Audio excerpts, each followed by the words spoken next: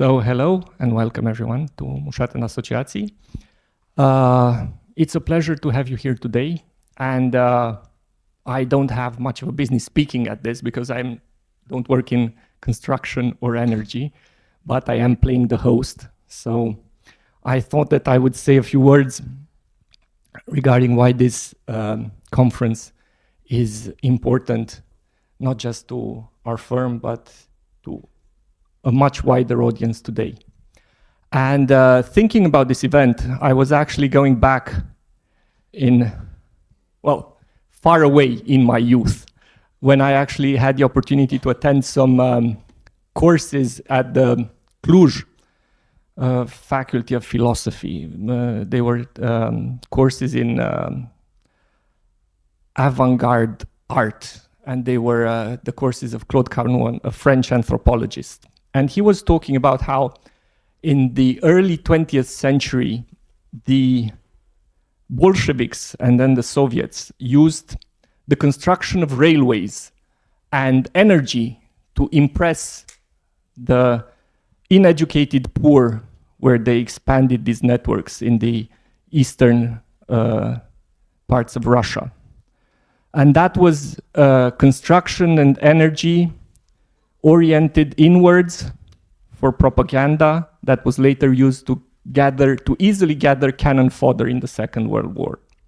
And here we are today talking about construction and energy in a very different manner. And we look at energy and construction as networks that are no longer oriented inward, but outwards. These are networks that bind and link countries, and we look forward to this happening ever more today, when there is a pressure that countries become not more linked, but more isolated, and people become not more bound to each other, but further apart.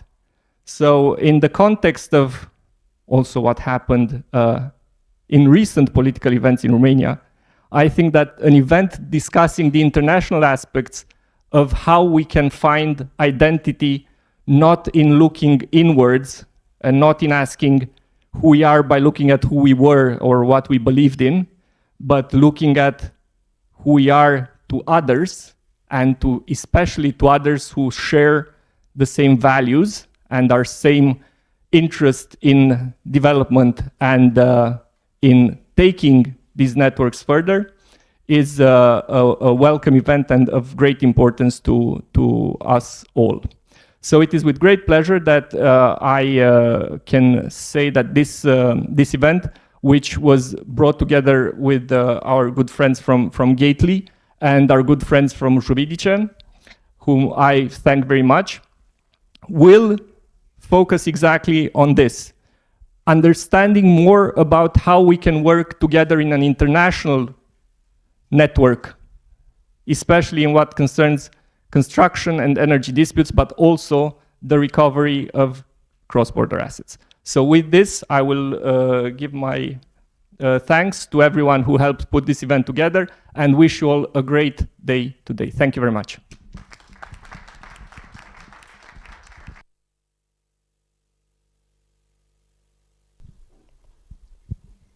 Good morning, everyone. Thank you very much, first of all, to Paul for a wonderful introduction. I think it's captured the essence of our event today. We are really looking forward to an engaging, interactive, open discussion. We're so happy and thrilled to see so many of you here. Maybe just a very brief thanks to everyone involved in bringing this project together, just before presenting each of our distinguished speakers. As Paul mentioned, this event today is the brainchild of Michael Lightfoot, Richard Gately, their colleague from Gately Legal, Kieran, who unfortunately can't be with us today, and of course our very own Răzvan Stoicescu. We've been brainstorming ideas over the past few months, talking with our great friends from Juridice. So after all of those weeks of efforts and discussions. It's such a thrill and a pleasure to see everyone here today. Just a few words about each speaker, perhaps, and then we'll just dive into our debate. So first of all, just perhaps a brief word of thanks to Daria, whom I'm sure most of you know, and everyone at Juridice. It's such a pleasure to co-moderate this discussion with her today. We were reminiscing earlier that I think the very first conference that I ever attended as a speaker was organized by Juridice, and she was so welcoming and so warm, and it's really a close circle now to co-moderate together.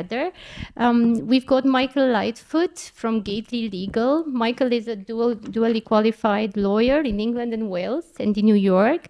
He specializes in international arbitration, in commercial litigation. He is the co-head of Gately's international arbitration practice, along with Kieran, who can't make it today, but who will hopefully see in Bucharest over the next few years. Michael advises clients on cross-border and domestic disputes across a wide range of industries, including engineering, construction, oil and gas, commodities, M&A. He's really has a wide and practice, having been involved as counsel in multiple international arbitration under all major international arbitration rules, ICC, LCIA, ICSID, SCC, but also ad hoc uncitral arbitrations. So we're really looking forward to hearing his valuable input. I'll pass the mic to Anna, to Daria for... Hi everyone, good morning. I'm happy to co-moderate this debate together with the amazing Juliana, whom I met 10 years ago. And as Paul mentioned, let's hope recent elections, not only in Romania, but everywhere in the world, will not affect energy and construction disputes, and we'll have more disputes in the future. So lawyers have a lot of work. I want to introduce Ana Maria Brudan, who is a public procurement, a partner in public procurement department at Mușat and Associates, and she specialized in construction law too. And I hope she will give us some insights on this today. I will bring something useful for your table day by day and for your business. Thank you. Thank you.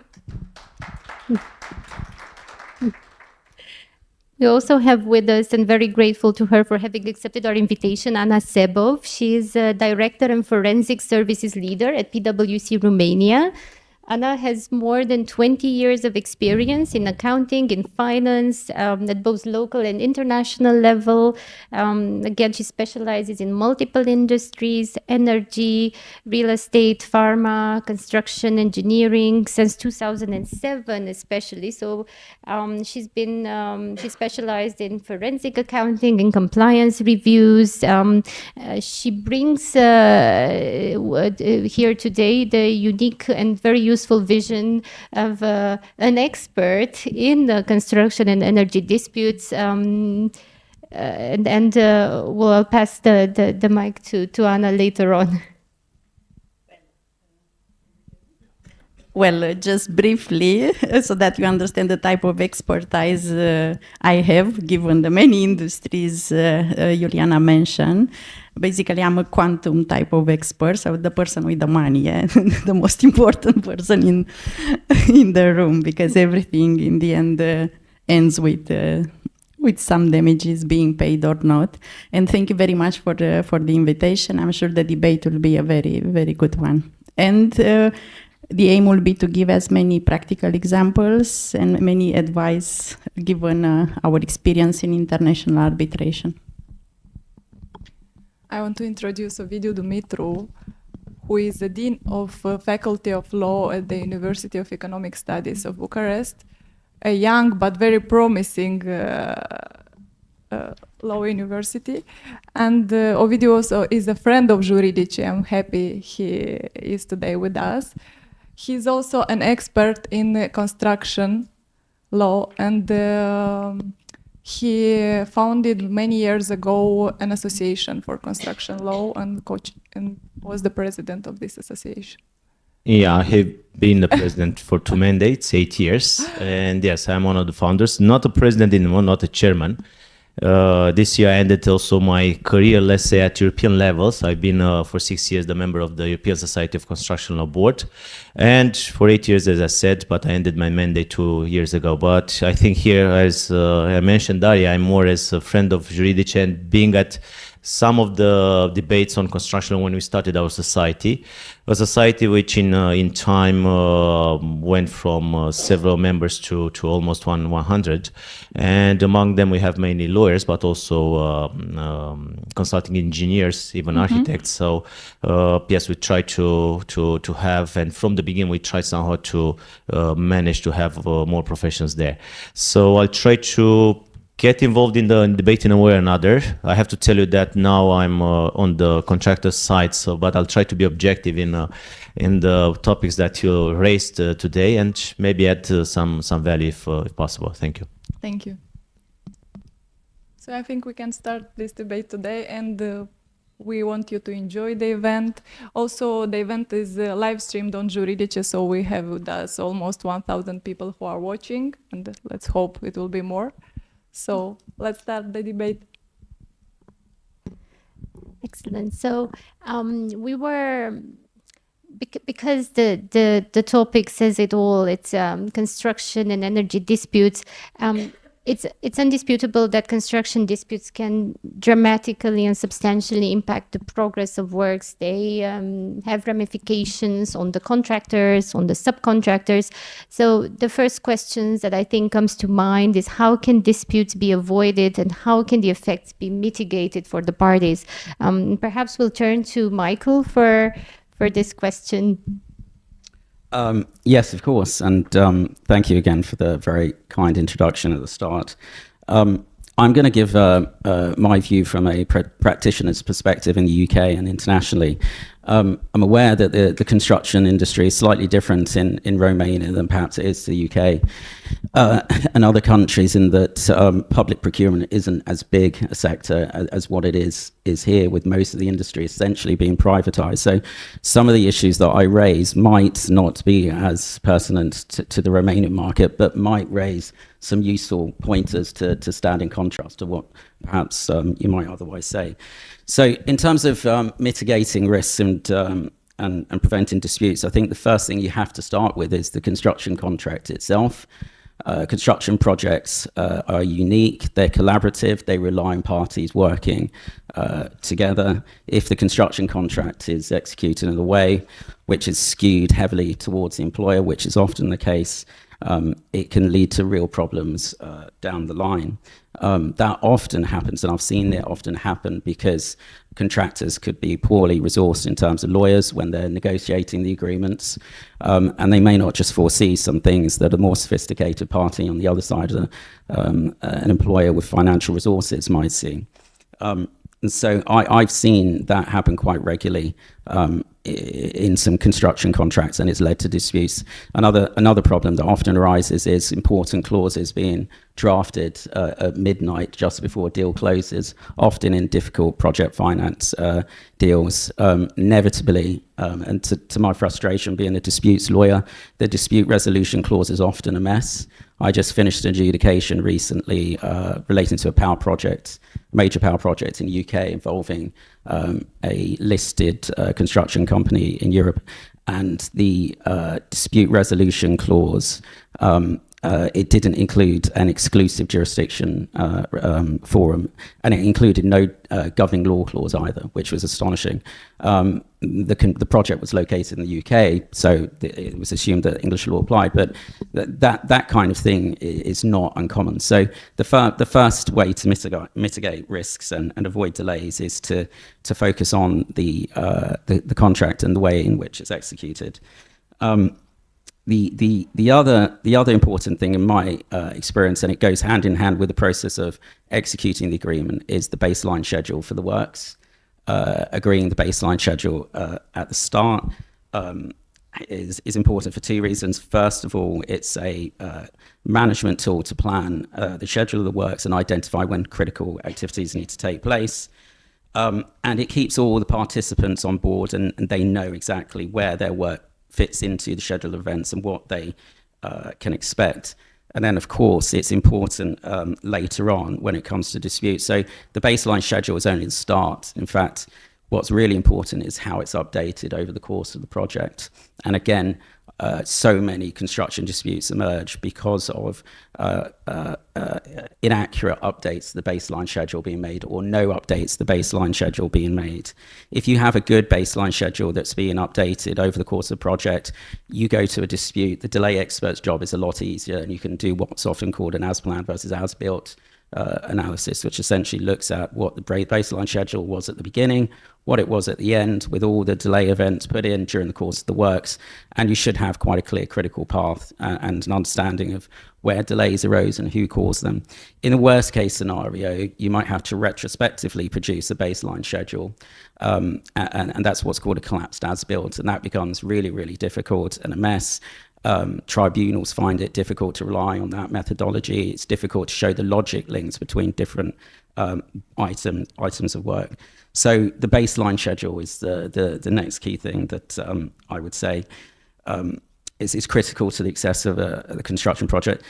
The third thing, and this seems so trite that it's almost not worth saying, but it's absolutely must be said, is the importance of maintaining control over project documents, and that's for a number of reasons. So, and by project documents, I mean emails, letters, photographs, progress reports, minutes of meetings. So that's important because it avoids disputes over factual issues, right? You could have disputes over legal issues, but accurate documentation prevents there being a genuine issue of fact that's disputed. It also helps maintain the collaborative nature of the whole project if the parties are communicating frequently. And of course, the documentation is crucial later on to experts in the case once you go to arbitration or litigation. So for the delay expert or to quantum expert like Anna, the project documentation says so much more than witness evidence. And then the last thing I was going to touch on very briefly, and I'll cover it very briefly now because I understand it's largely being eliminated in Romania, is real-time dispute resolution, through which I was going to talk about adjudication. Adjudication is mandatory in the UK for construction projects in the UK. If a construction contract for projects in the UK doesn't contain an adjudication provision, it will be implied into it as a matter of law. And adjudication is essentially a binding process that's not arbitration, but it leads to an interim binding decision. And the reason I say that I think adjudication is helpful is it can often lead to what some people think are perverse awards because it's carried out very quickly, evidence isn't submitted, et cetera, but what it really does is ensure the solvency of the contractors. So if there's a payment dispute, the contractor doesn't have to wait till the end of the project to get paid. It can get paid on an interim basis, and then that can be contested later on in arbitration. Thank you so much, Michael. That was very interesting. I've seen Anna nodding while Michael was speaking, and that was my feeling as well. And while you've spoken from the perspective of an English lawyer, I think some of the things that Michael said are equally true for Romania as well. I can definitely attest to my frustration as a disputes lawyer, having seen a lot of poorly drafted arbitration clauses in particular. Romania, I think a while ago, or at least a few years ago, I may not be the only one that recalls a string of arbitration clauses in public works contracts that provided for both ICC arbitration and the local arbitration institution. That was a nightmare for any arbitration lawyer. It gave rise in practice, I think, to a number of of disputes, of jurisdictional complications, and a lot of time and expense, I think, for both sides. And again, it's not only perhaps specific to construction contracts, but it's the curse of disputes clauses in general as midnight clauses. So I would echo Michael's advice here to spend some time on the disputes clause as well as the governing law and the other issues that I think lawyers on both sides, at both parties, leave for the last minute. Perhaps just on the issue of adjudication. And then I'll let the others see whether there's a comment here. But in the past few years, there's another standard form of contract has been introduced in Romania, and the DAB has largely disappeared. And I think Michael has reminded us of some of the advantages of the adjudication stage, especially for contractors, but perhaps for the project and the well-being of the project overall. Well, my comments were in relation to one of the points that Michael raised, and from an expert perspective, I think many disputes could be avoided in relation to claims, for example, if the documentation and the records related to the projects will be kept better with enough details. And I think the ability to basically isolate the cost related to a project is very important. One construction company will not conduct only one project, and then when you have multiple projects, then you come to the claims area where you have to basically dissociate the cost related to one specific project. And imagine if you don't have a management accounting system, general accounting everybody has, then it's a nightmare to basically, well, not a nightmare, but it's a difficult exercise to allocate the overheads, to navigate through the documentation that will not contain enough information to link the cost to the project, because it's not enough to put together a claim. You have to have a cause and the relationship between the cost increases and that project, And all the other points, of course, are valid, and not only related to the construction contracts. In relation to construction projects, you also could have SPAs and other type of joint venture agreements. Again, even for those contracts, it's important to have clarity and specificity in relation to clauses, which in many cases they will lead to disputes. So the key message here, apart from ensure that the contract is well drafted, especially the dispute clause, is also ensure that contemporaneous correspondence and records pertaining to the project are up to date, and that's going to be enormously helpful if a dispute or when a dispute arises later on. Just on this, because I want to comment also on some other aspects over there. We say that we should actually have clean and well-kept documentation. The problem is who has this duty, because in practice, now I'm speaking from practice, the authorities sometimes they try to switch this to the contractor side. Now the project management, they're not, as you said earlier, we have many projects. So in that moment, a contracting company may have some better project management teams in some projects, but not the best in the others. So with the new national contract, I noticed the tendency to leave this in the hands of the new engineer, of the supervisor. But again, I think in Romania have the same issues. These supervisors who are dirigents anyway, the ones who are taking care of the quality in construction, from my point of view, don't have yet not the knowledge but the capacity to actually keep this documentation. Most of the time, because they have the role that similar to the engineer, they should actually keep all this and help the other parties, to the two parties, contracting parties, to have, as you mentioned earlier, up-to-date documentation. In practice, again, it's not like that. And another thing on this, that's why I always promoted somehow transformation, a digital transformation of the quality on construction documents. We are still with the paper over there. We are still with the stamps. Yeah. Yesterday I participated in a debate, and it was a bunch of hundreds of pages for a payment, and 2 or 3 were just stamped but not signed.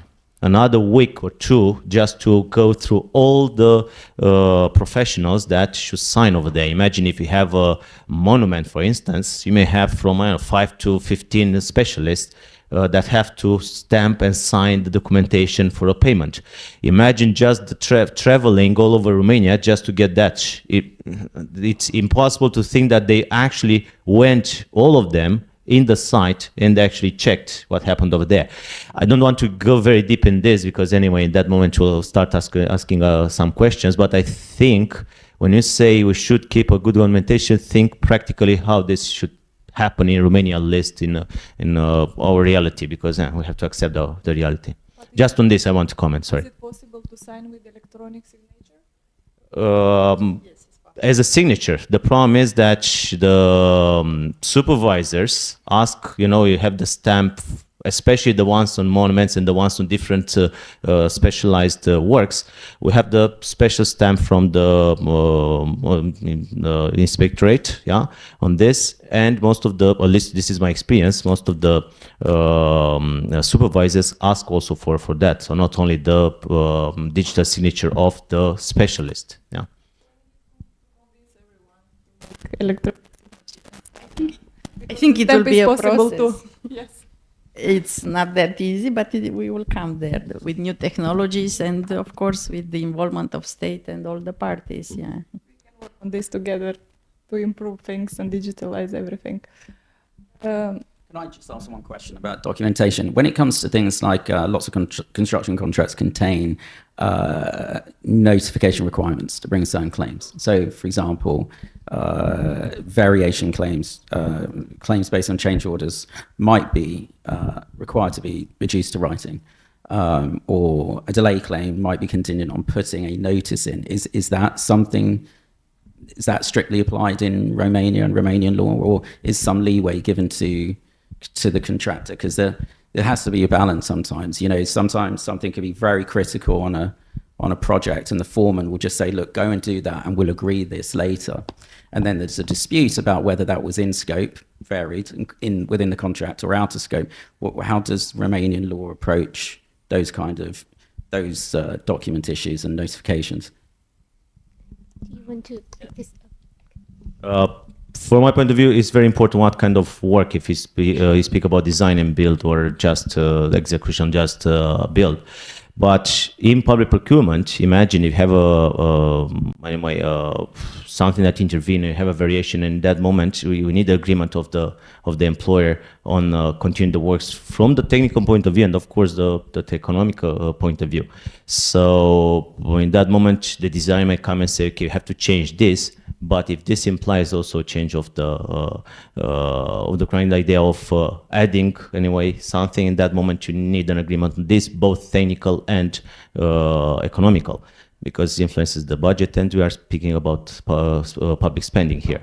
Imagine that over there, if you have several, you have to go and have maybe a negotiation on all those works extra to what was at the beginning concluded on. Maybe I can add from an economical point of view, some documentation will be required by law, but will not necessarily, you'll not have in the law the format or some details which will be critical and important. For example, timesheets, yeah, it's a requirement, but there is nowhere like a template, you should have this, and that. Invoices, again, and more important, I think, it's the reports attached to the invoices, and in there is the difficulty to assess what was in fact delivered. So there are some requirements, but will not necessarily help to have the right documentation. And I think when we talk about documentation, it's not only about what happens post factum, post, let's say, beginning of the contract. It's also before the contract, like project plan, like the documentation of the hypothesis, because in reality, when we come, for example, to quantify the loss profit, if there were not good projections or documented enough, if there is no project plan or budget, well documented, then the task of a quantum expert is more difficult.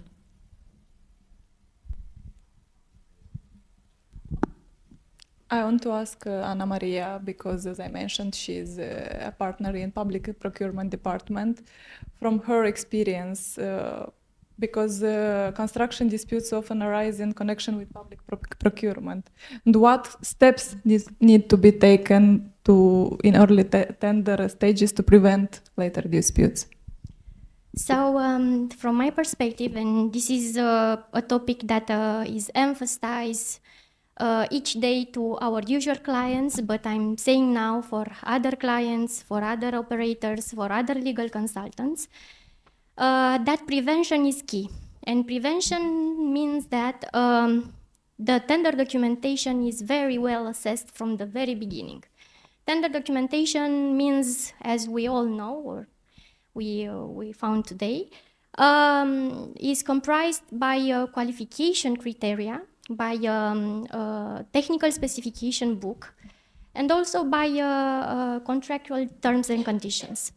It's very important from the very beginning, from the first day of the publication of the tender documentation, to evaluate everything. And this means to have a team comprised by legal consultant and also a team comprised by financial and technical experts to evaluate this and to cooperate together and notice and if something is wrong there, if there are restrictive requirements, if the budget is not sufficient for the scope of the work, if the contractual documentation is not accurate, because we saw in practice that authorities, even if they are obliged to use these annexes from the government decision, which have contractual obligations, general contractual obligations, they are modifying these clauses. They are not aware of about the absolute nullity, the null and void clauses, and are modifying, and bidders are not seeing this. They are seeing too late, either at the signing of the contract or in the implementation of the contract. So, is not really, let's say, something that authorities want to hear, but contesting the tender documentation is better for both sides. For the contracting authority to clarify the tender documentation or to modify based on the courts or the council decision, and bidders to have a proper documentation to be able to offer and to within the budget and within requirements that can ensure a fair competition in the market. So this is an important topic for the authority to provide a comprehensive documentation, a clear documentation, and for the bidders to evaluate if this is well enough, if the scope is indeed clear enough, and to either contest or clarify. This is a fine line between contestation and clarification. So where we see restrictive conditions or absolute clauses that should have been null and void if they were modified, we should contest them from the very beginning. If we see something that can be clarified, we can clarify, and if the response of clarification is not accurate or the authority doesn't respond to this clarification, or the clarification is damaging us, we should contest this also. So let's have a reply on everything, because this is our right, us, the bidders, because we are also currently working for contractors. But also for contracting authorities, we have also, let's say, recommendation to use also legal consultants, even their legal consultants or external consultants, because it's very important to know this government decision. This government decision has some clear provisions in its content that it cannot be modified. And they are not seeing this. And this causes a lot of debates in practice and also a lot of case law. But we will discuss about this later on with Juliana. Thank you so much, Anna. Are there any comments perhaps on what Anna mentioned? It's connected with the next topic. So Maybe I'll make a comment in relation to tenders. And sometimes some of the bids might be too good to be true. And I think challenging the value and the assumptions which are behind some tenders will be very, very important. Because in the end, most of the contracts will allow for subsequent claims, and maybe some of the tenders will basically bid with this idea in mind. And in the end, maybe not the best offer is winning, but the cheapest one, which in the end will prove that will not be the cheapest one given the subsequent claims. Now, I would like to add, as earlier when we were talking about types of contracts and the idea of in time, in the last year, switching from just building, just construction to design and build. Well, I think it was a decision, from my point of view, good but not fair. The idea of the authorities trying to transfer this. Yeah, we want to have the best design and the best documentation to know the most from the beginning. And they tried for many years, at least when I was a young lawyer, always it was this debate of having not the best designs and the contractors trying to find loopholes over there and the authority trying somehow to impose. So all the time it was this debate. So in what the authorities did, and you can notice this online in most of most of the tenders now, is that they went to design and build. It wasn't actually a decision that this is better than the other. It was a decision to transfer the liability of all these issues of design and all these problems, and especially the time allocated for the design, to the contractor side. So this was actually a decision that happened in time. And maybe it's solved, maybe some of them. But what you are pointing out in the idea of contesting, clearly 2 weeks or more now, depends on the terms that you have, it's kind of impossible for a team, no matter how complex it is, to overview a project, especially, okay, if it's a project which is a type that is repeating, maybe you'll learn from the others before. But if it's a new one with, I know what implications over there, especially I know what studies to be developed, and you are now you're preparing for design and build. In that moment, clearly in some days, weeks, it's impossible actually to discover those. So clearly you'll discover those later. You have to go over there and quantify exactly how you want per square meter or per kilometer or something. And then, yes, you may find out that that price wasn't the cheapest. So in that moment, the decision of the contractors or their lawyers is actually to contest in order to gain time, in order to investigate more in that. But in reality, in that moment, if you do this very often, next to the conditions that we have in Romania, they're not anyway very relaxed from this point of view. That's kind of restrictive, at least for some types of companies, actually to contest a lot, is that you'll have this image that you want to win tenders just by contesting and blocking and others. And yeah, we have this in Romania. It was publicly spoken. It's not something that I'm telling from my experience. It's something public. So you have to be also careful as a contractor company how you're actually dealing with this. Yeah, maybe your purpose is to save the project. Maybe your purpose is to have as much information at the beginning for both sides, but you may actually get an image that is not actually the best in this in relation to authorities generally. So I had this experience. I was contesting just to clarify some things. And at the same authority, we had different commissions with different views. And I thought that if we are contesting something, we'll have a clear view, the authority will have a clear view, and will just tell everybody, okay, that type of CV and that type is accepted. No, it happened. We explained that we just want to clarify that those people actually have experience. Those people are the experts. You know, most of the tenders to design and build have most of the points allocated to specialists. Yeah, so you are losing points over there most of the time, even if you have the best price. Still, we went, we clarified, we won, and after 1 month, we had the same resolution on some of the experts and some of the professionals in the tender. So from the education purpose over there, yeah. We had that image, and also we had this after this result that they haven't clarified. So sometimes you may succeed in that, but often, even with the same authority, you may not. So this is as a feedback to what means contesting tenders, just to clarify. Thank you. Both Anna and Ovidio, I think, underscored perfectly how relevant and challenging at times the very early tender stages of any project can be. And then that's definitely food for thought.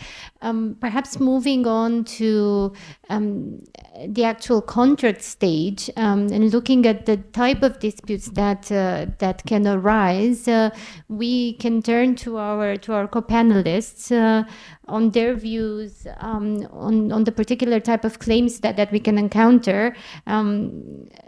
As far as delay claims are concerned, perhaps we can seek Michael's view on how they can arise in relation with construction projects, his view on how the law addresses them, what can contractors and employers both do to best approach them. Right, yeah, I can talk about some general principles based on what most people know from the standard form contracts, and then also talk about some ways in which English law approaches these things. So, of course, in two of the key clauses in the construction contracts are the liquidated damages provision, which is really only enforceable because on the other side there's an extension of time provision, because without the extension of time provision it would be a penalty and be unenforceable. So two of the major types of cost claims that might arise from delay, and by this I'm talking about contractor claims, not just the employer applying liquidated damages. One is prolongation and the other is disruption. So prolongation claims essentially are the additional costs incurred by the contractor as a result of a delay event which is attributable to the employer. So it's an employer risk event. And that might include labor costs, plant, equipment, and something called preliminaries, which are essentially the things that you keep on site that don't form part of the finished works, such as scaffolding, cabin, huts, things like that. So the contractor can claim those additional costs which arise out of the extended time. The real issue, though, is how it proves its entitlement to those costs, and this ties back to what we were saying earlier about documentation. Because there's good claims that are presented by contractors and there are bad claims, and so the bad claims are what's called global claims. What really is required, certainly under English law, is for the contractor to identify a relevant employer risk event that's caused critical delay, and tie that to the costs that it has incurred as a result of that. Global claims can be presented by, say, the contractor listing a whole litany of things that it says has delayed the progress of works, and then just comparing its actual costs to what its projected or tendered costs were. And the problem with that is if you can just piece apart and identify one thing that delayed the contractor that's not attributable to the employer, then the whole edifice falls apart. There's a balancing act to be done here, and English law tries to do that because the burden of proof on the contractor could be very severe and prevent it from claiming any prolongation costs at all if it had to identify it with every item of cause and effect. But in principle, it has to at least attempt it to avoid the claim being struck down as a global claim.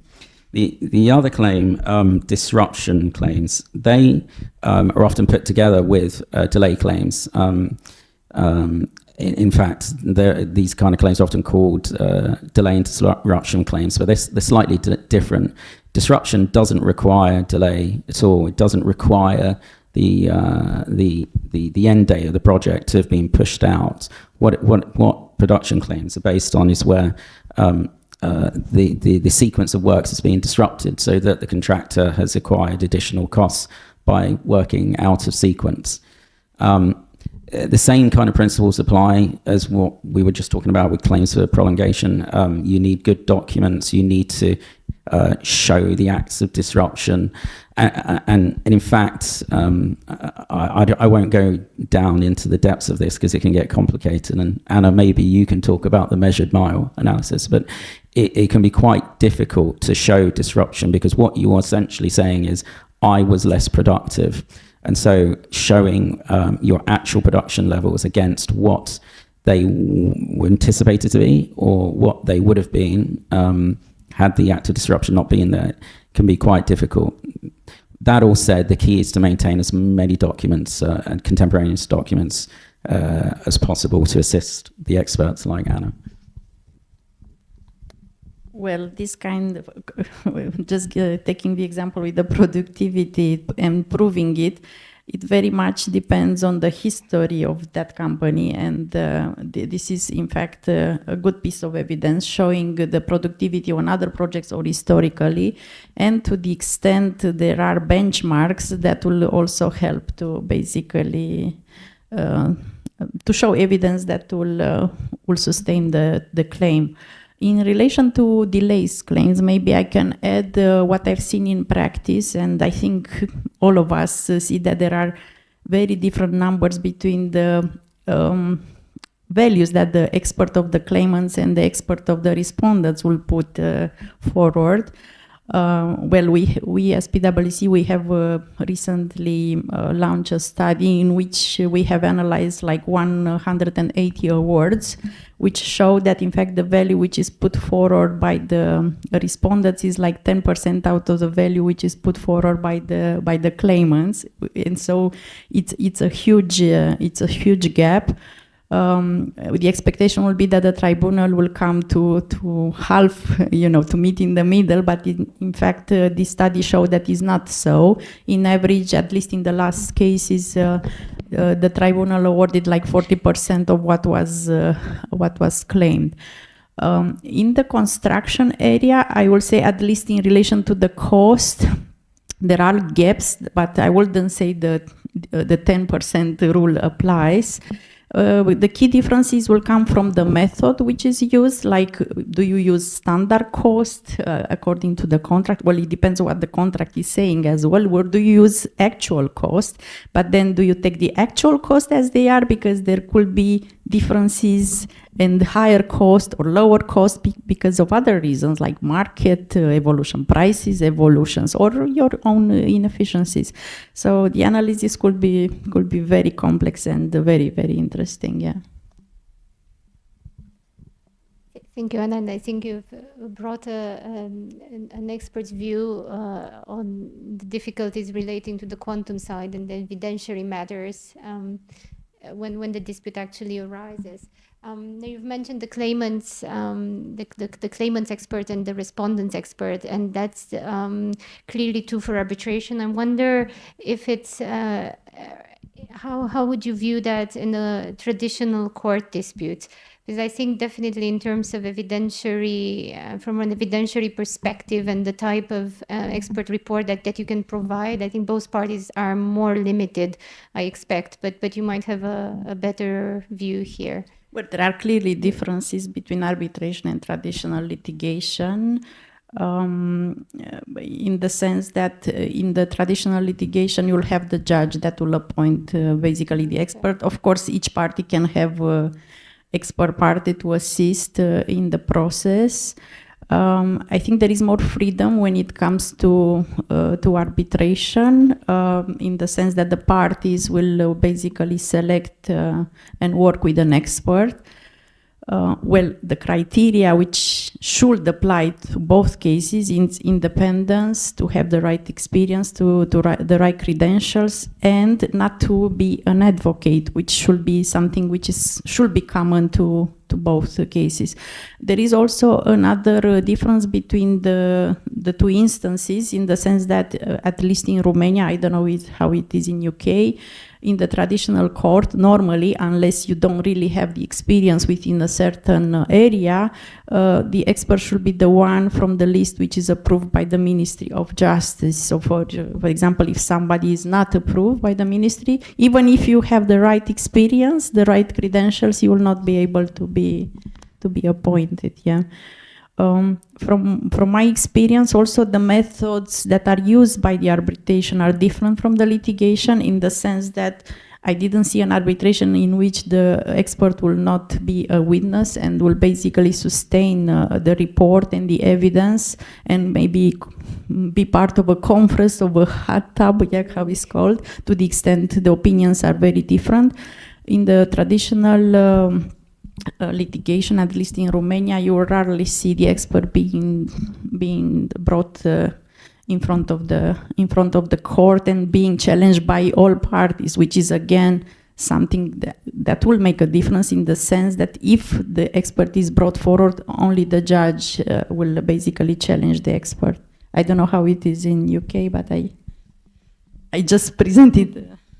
It seems interesting to me that if you're in cases against the government, is there a conflict of interest if you've got to take a government-approved expert on your case? But putting that aside, okay.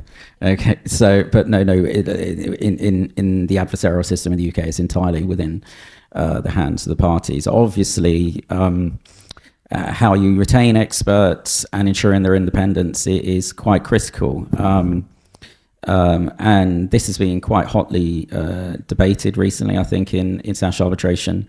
There's one practitioner in particular, people might be aware of, Doug Jones, who's suggested a number of things to try to take the role of expert witnesses out of the hands of the lawyers. For example, meet and confers with the experts early on without the presence of the lawyers.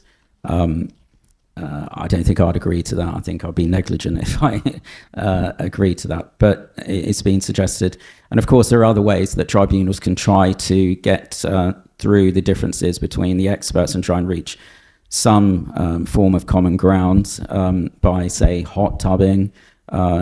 Experts are often required now to try to submit agreed list of issues in advance of testifying. Yeah, the process is an adversarial one in the UK, but I think people are aware of the problems of just presenting a hired gun to put forward your case. Obviously, as well, even though arbitration is confidential, reputation is everything. So if an expert gets a reputation for just arguing one case or represent one client, then that will be problematic for them. So they need to ensure that their reputation is maintained and their independence and integrity. Maybe to add something which from my perspective is very important.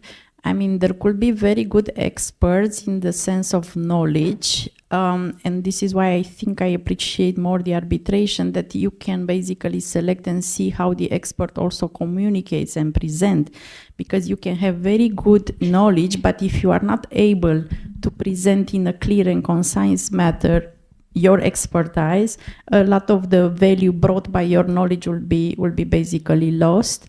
Plus, more and more the new technologies are used in the presentation, and again, it's important to understand how the expert works in this area, and how knowledgeable and how good he could be in presenting the evidence, using these new technologies or ways to present things. Just a few words on this, and connecting somehow with the Society of Construction Law. We have been complaining, these lawyers have been complaining, and their clients have been complaining of the experts they get in court on the list over there. And I don't want to go over there because it's anyway a debate that will run forever. And yes, that's a big difference between the courts and arbitration, because over there you are able to access different kinds of experts, maybe even teams of experts. At the same time, this is a problem of culture of how over there it's about reputation, independency, and so once you select, you don't start debating too much on if you know that he's renowned one. In Romania, we start actually debating on that a lot. So that's why the state somehow wants to pick the list, to be there, to be approved, and so on, because like this offers somehow the independence and the expertise, even if in reality isn't like that. That's why in time, even with arbitration, we had at the beginning of the society, we were proposed to come with a list of experts. So among the members, to have a list of experts to be proposed to the Court of Arbitration in Romania. And I said that it's too hard. And imagine now in the private area, for us, it was too hard to assume that position, taking into consideration the context in which you are living and not leading to one or the other and other things. So we avoided that. We redebated about this in other years, and I said, okay, I'm avoiding this because I don't want to go into this and have I don't know what conflicts later. So that's why maybe it's still in the hands. Maybe the professionals, because we have one over here, they don't want to enter over there and say, okay, this is our list we are proposing. In the end, you are choosing in arbitration. I don't speak about court.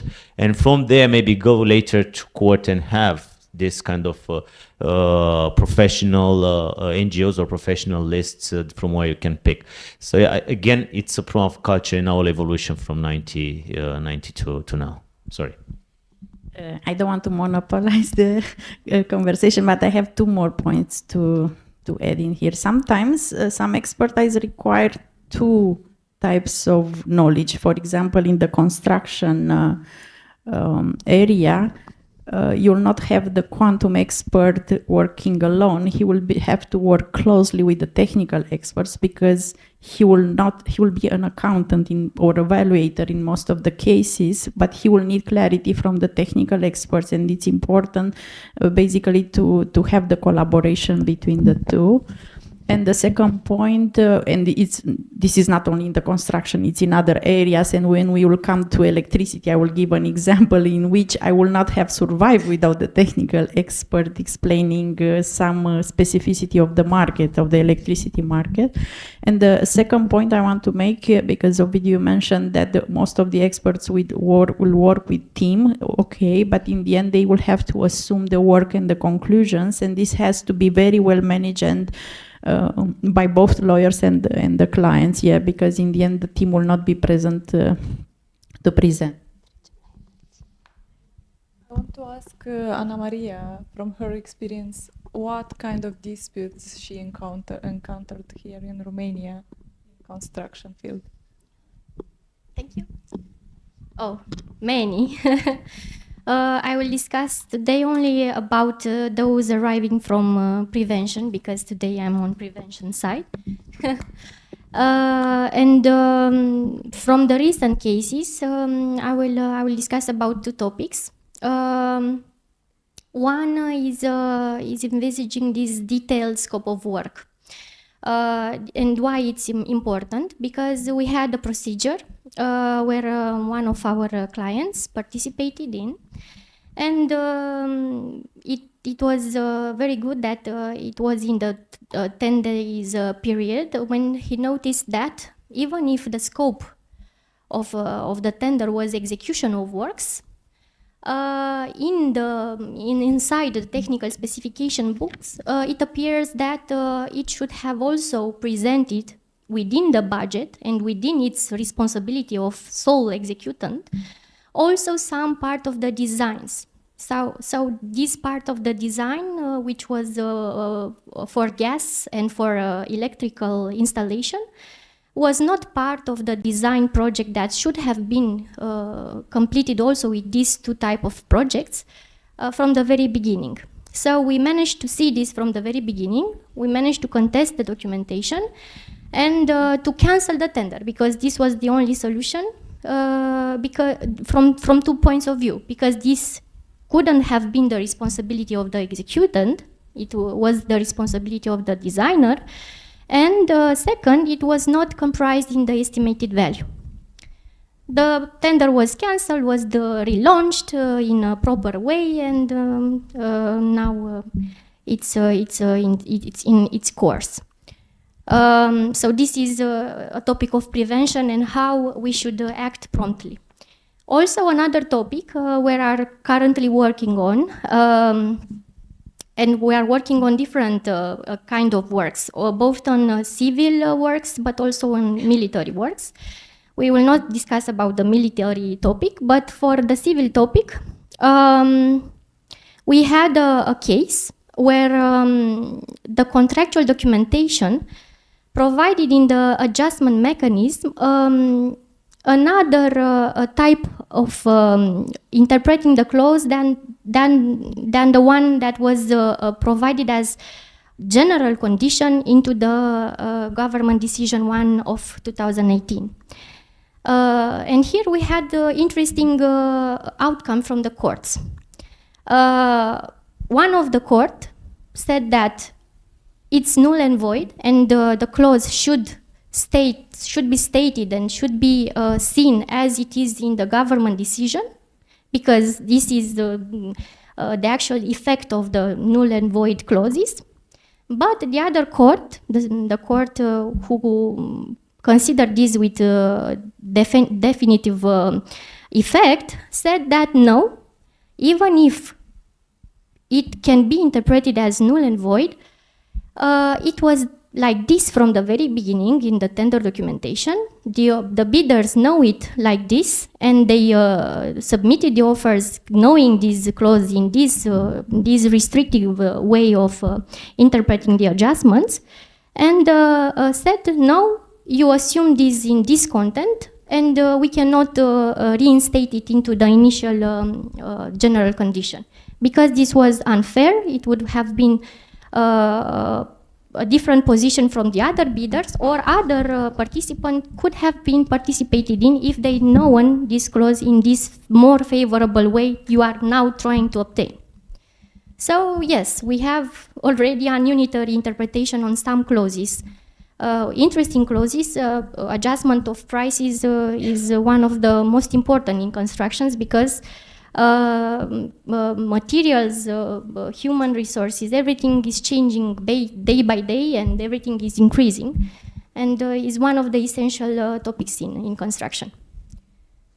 So these are 2 topics, but we have a lot.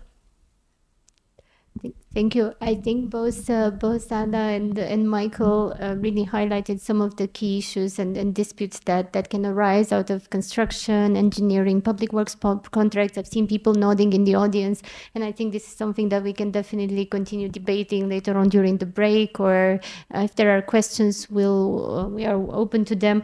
One suggestion would be, and we're really mindful of the time and that everybody's keen to take a break, perhaps we can dive in straight into the energy debate, if that's all right with you, because I think we have our speakers already present in the panel, and that would leave us some more time for questions on both the construction and the energy disputes.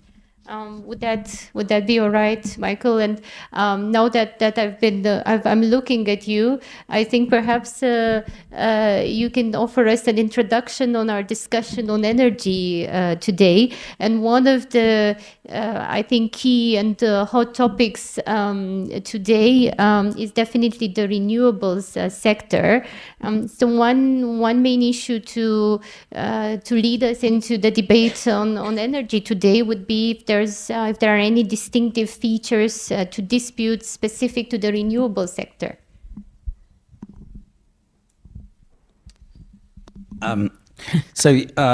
Yeah, and we're in an era, obviously, where the global demand for renewables is increasing dramatically, and I'm aware, of course, that that's particularly the case in Romania, which is a leader in Europe in this sector. I just read yesterday that of energy spending since 2021, renewable projects have attracted $366 billion worth of investment worldwide. We're going to see that continue to rise as fossil fuels get phased out over time. And so Romania is seeing a significant transformation in this sector. So there's multiple kinds of disputes that we could see in the renewables sector. The first might be joint venture contractual disputes.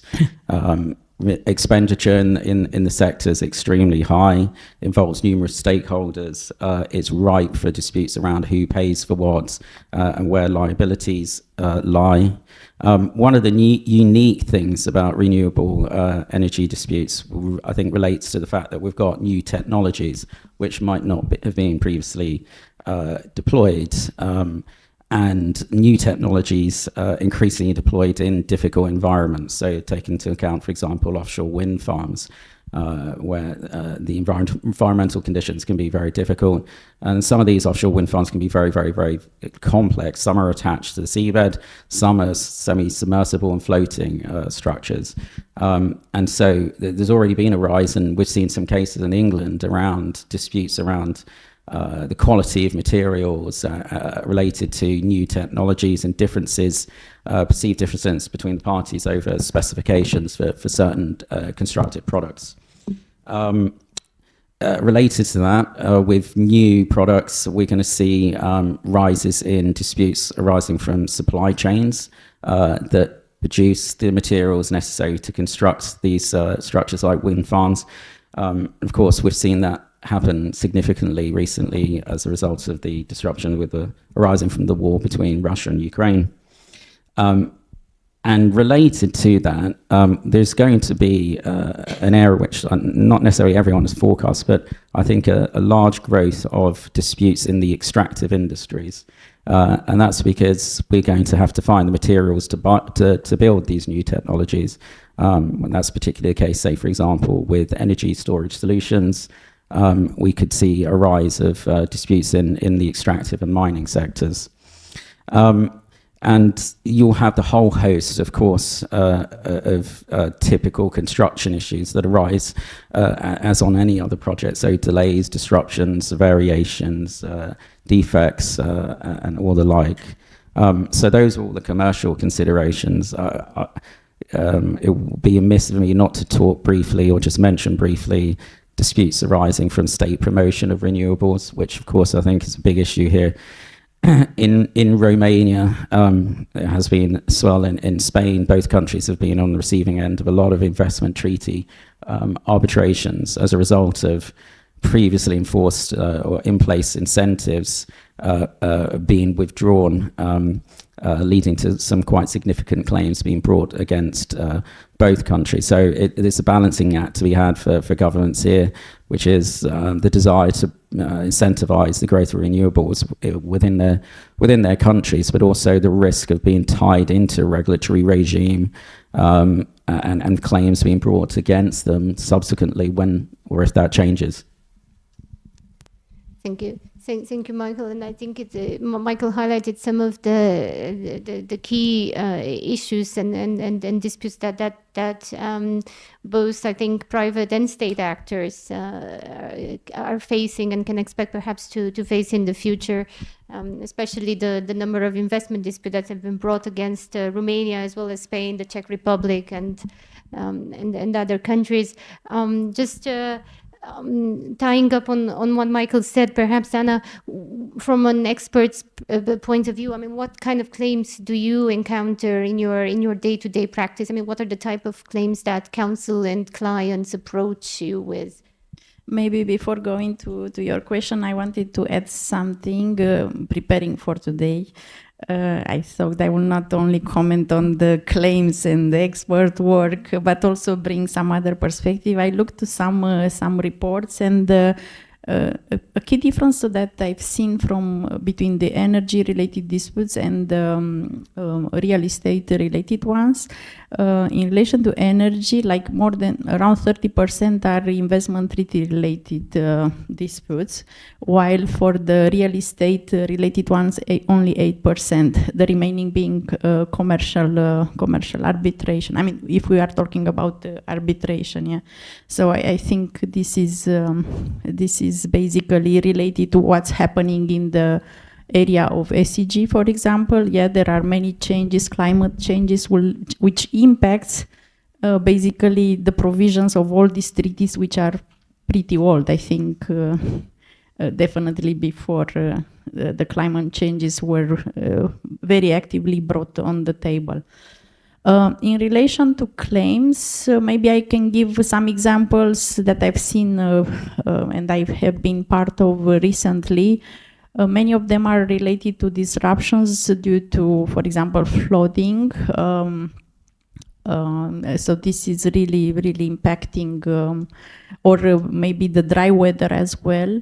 The key claims that will be requested, it's basically related to price differences related to the energy that is acquired from alternative sources to the extent the provider, the supplier could not supply it anymore. And the lost profit, which initially seems like an easy calculation, but the area in which the claim it goes can make the claim juicy. Like in many cases, the claims are, look, I had to reduce the production, I had to close some of the facilities, some of the production units, and then it becomes, you have to bring in you as an expert, you have to bring also your investigative skills, because you have to find the link between those things and the disruption and the claims. Other type of claims that I've seen recently are in relation to the sanctions because of the inability, for example, of some of the companies in Romania to work with the Russian suppliers. And I've seen a lot of force majeure clauses being enforced, and of course there are impacts in the sense that the gas is no longer supplied. But in the end, the company that is buying is saying, okay, is this my problem? I need the quantity that I have bought. Other things that I've seen, well, regulatory related maybe claims. Again, which links to what I mentioned with the statistics, in the sense that some incentives were stopped or some subsidies were not offered anymore, and the investor is saying, okay, but it's not my problem. I think this will be some examples. I will think more of other claims, but yeah. And maybe some are closely related to the construction projects, in fact. For example, I've seen claims in the sense of investment clauses not being fulfilled with. And the reason behind were some difficulties in the field, the geographical related fields, especially in the mining area. And our analysis was quite interesting. I mean, our analysis followed the legal strategy all the time. And in some cases, for example, in this case, for example, in particular, we had to demonstrate that the company was not able to basically do those investments in addition to the ground issues because of cash flow problems and because of some seizures or regulatory related matters.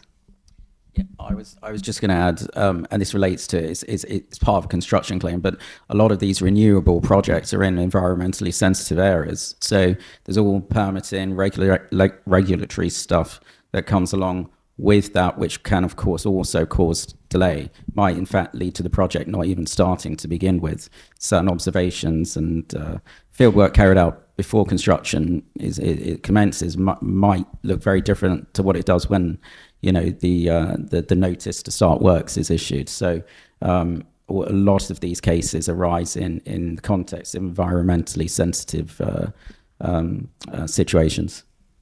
Or for example, and this is the last example because I like to talk a lot. So another example is related, for example, in Romania, we know all of us that getting a construction permit is sometimes a painful exercise. And we have been involved in an interesting case in which it was a wind project, which was not basically was delayed, and there were claims around these delays, saying, look, it's not my problem, the market value of my project has decreased, so I want to have a claim around this. Yeah. Michael mentioned phasing out older energy sources earlier on, like oil and gas. Do you expect that to impact the type of disputes that we are going to encounter, Michael, or what kind of changes should parties, should companies, should potential clients expect? Because everyone last year talked only about renewables and hydrogen, and the energy is the queen last years, but what do we do with oil and gas? Well, yeah, this is decommissioning, and it's a huge issue. It's ripe for disputes. I look forward to being involved in this for many years, hopefully. I think I was reading in The Economist reported last week that at the COP summit in Baku, they were talking about tens of trillions of dollars to decarbonize the entire global economy. So this is a huge issue.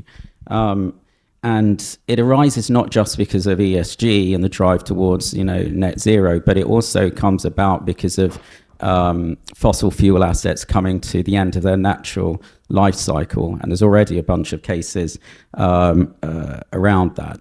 Now, this is fraught with complexities because there's often multiple laws that apply here. It might be the law of a contract, national law, international law, and the range of issues that we're talking about. It's like wreck removal, plugging of oil wells, abandonment, disposal of waste, pollution, property disputes, and even personal injury claims. And then you add on all the construction issues. Just imagine like the complexity of sending out construction rigs or vessels to deconstruct an offshore oil platform in deep waters. It's mind-boggling to think about how complex that is. So as I say, hopefully this will keep us disputes lawyers busy for quite some time. Some issues that arise with, for example, the end of oil wells and fossil fuel assets at the end of their natural life cycle. What we've seen in recent years is a lot of the major oil and gas producers sell off those assets to smaller operators in the secondary market.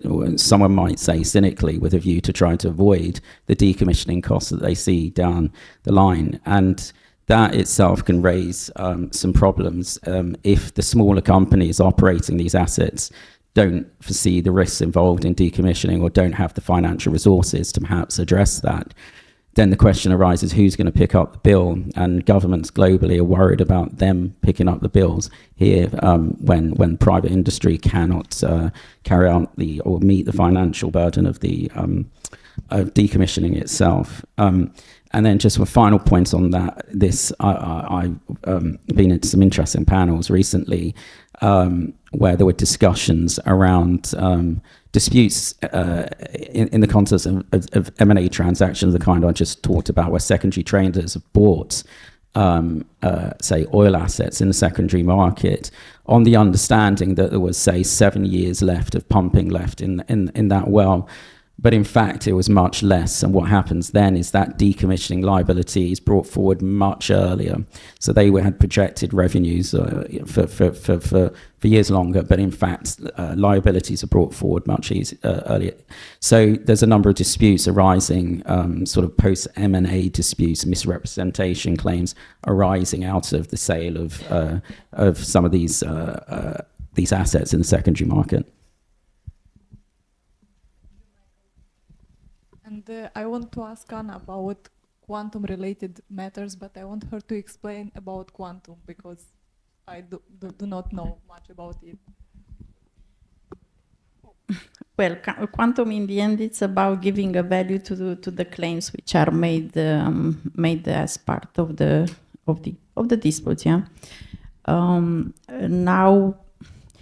There are different ways of measuring of assessing the quantum, and it depends on what is basically claimed. I think the most difficult and the most challenging part is not quantifying actual cost. In there, basically, the quality of the documentation will make the task of a quantum expert difficult or not. I think the most difficult part is when you have to assess intangible or image-related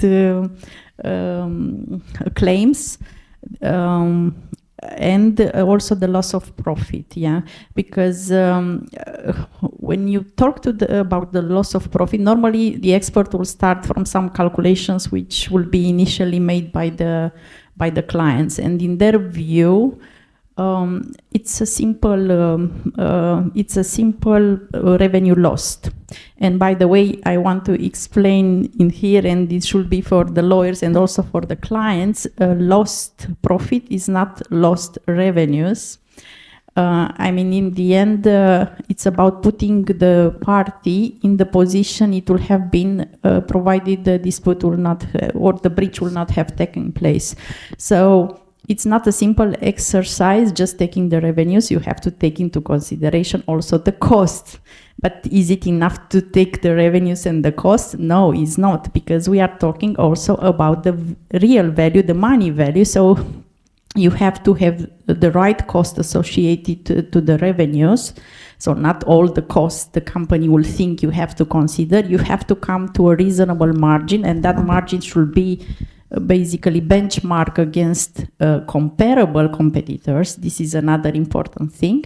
And also it's important to basically show the the net present value of the money. And in order to come to that, you have to consider the right discounting factor. And in here, it's always a disagreement and a way of playing, let's say, by the experts, because you have to have the right discounting factor, given the experience of what you are, of the company for which you are doing the assessment. So there are many technicalities, but basically I'm telling you the 10%, the difference, the huge difference between what the experts are assessing, it's a reality. Yeah, and I mean, you're talking about discounted cash flow, and also you have to take into account the present value of money. The having that, I mean, there are vast. It's funny well, not funny, but I mean, not surprising that in many of these cases, the damages experts, quantum experts, come to such different views on what the actual quantum claim is, based entirely on the kind of assumptions that you're making. Is the assumptions that builds up essentially what the figure is that they come to. And another thing which is not known, but, well, the experienced experts will know this. It's not only about revenues, cost. Okay, you came to the right margin, you came to the right discounting. You also have to consider mitigating factors that will have to be deducted. And this is very important, because the company, they know they will have a disruption, but they cannot just stay and do nothing and wait for the loss to accumulate.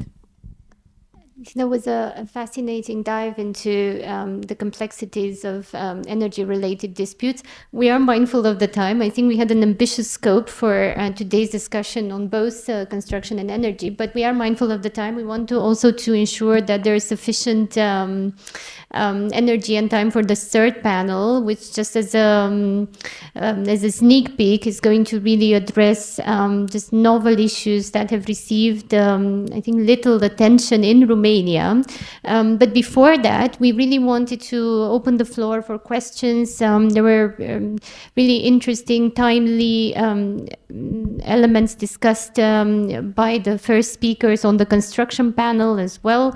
So if there are any questions, perhaps, or any comments, even from the panel itself, we'd be happy to, I think our speakers would be happy to address them. Shy.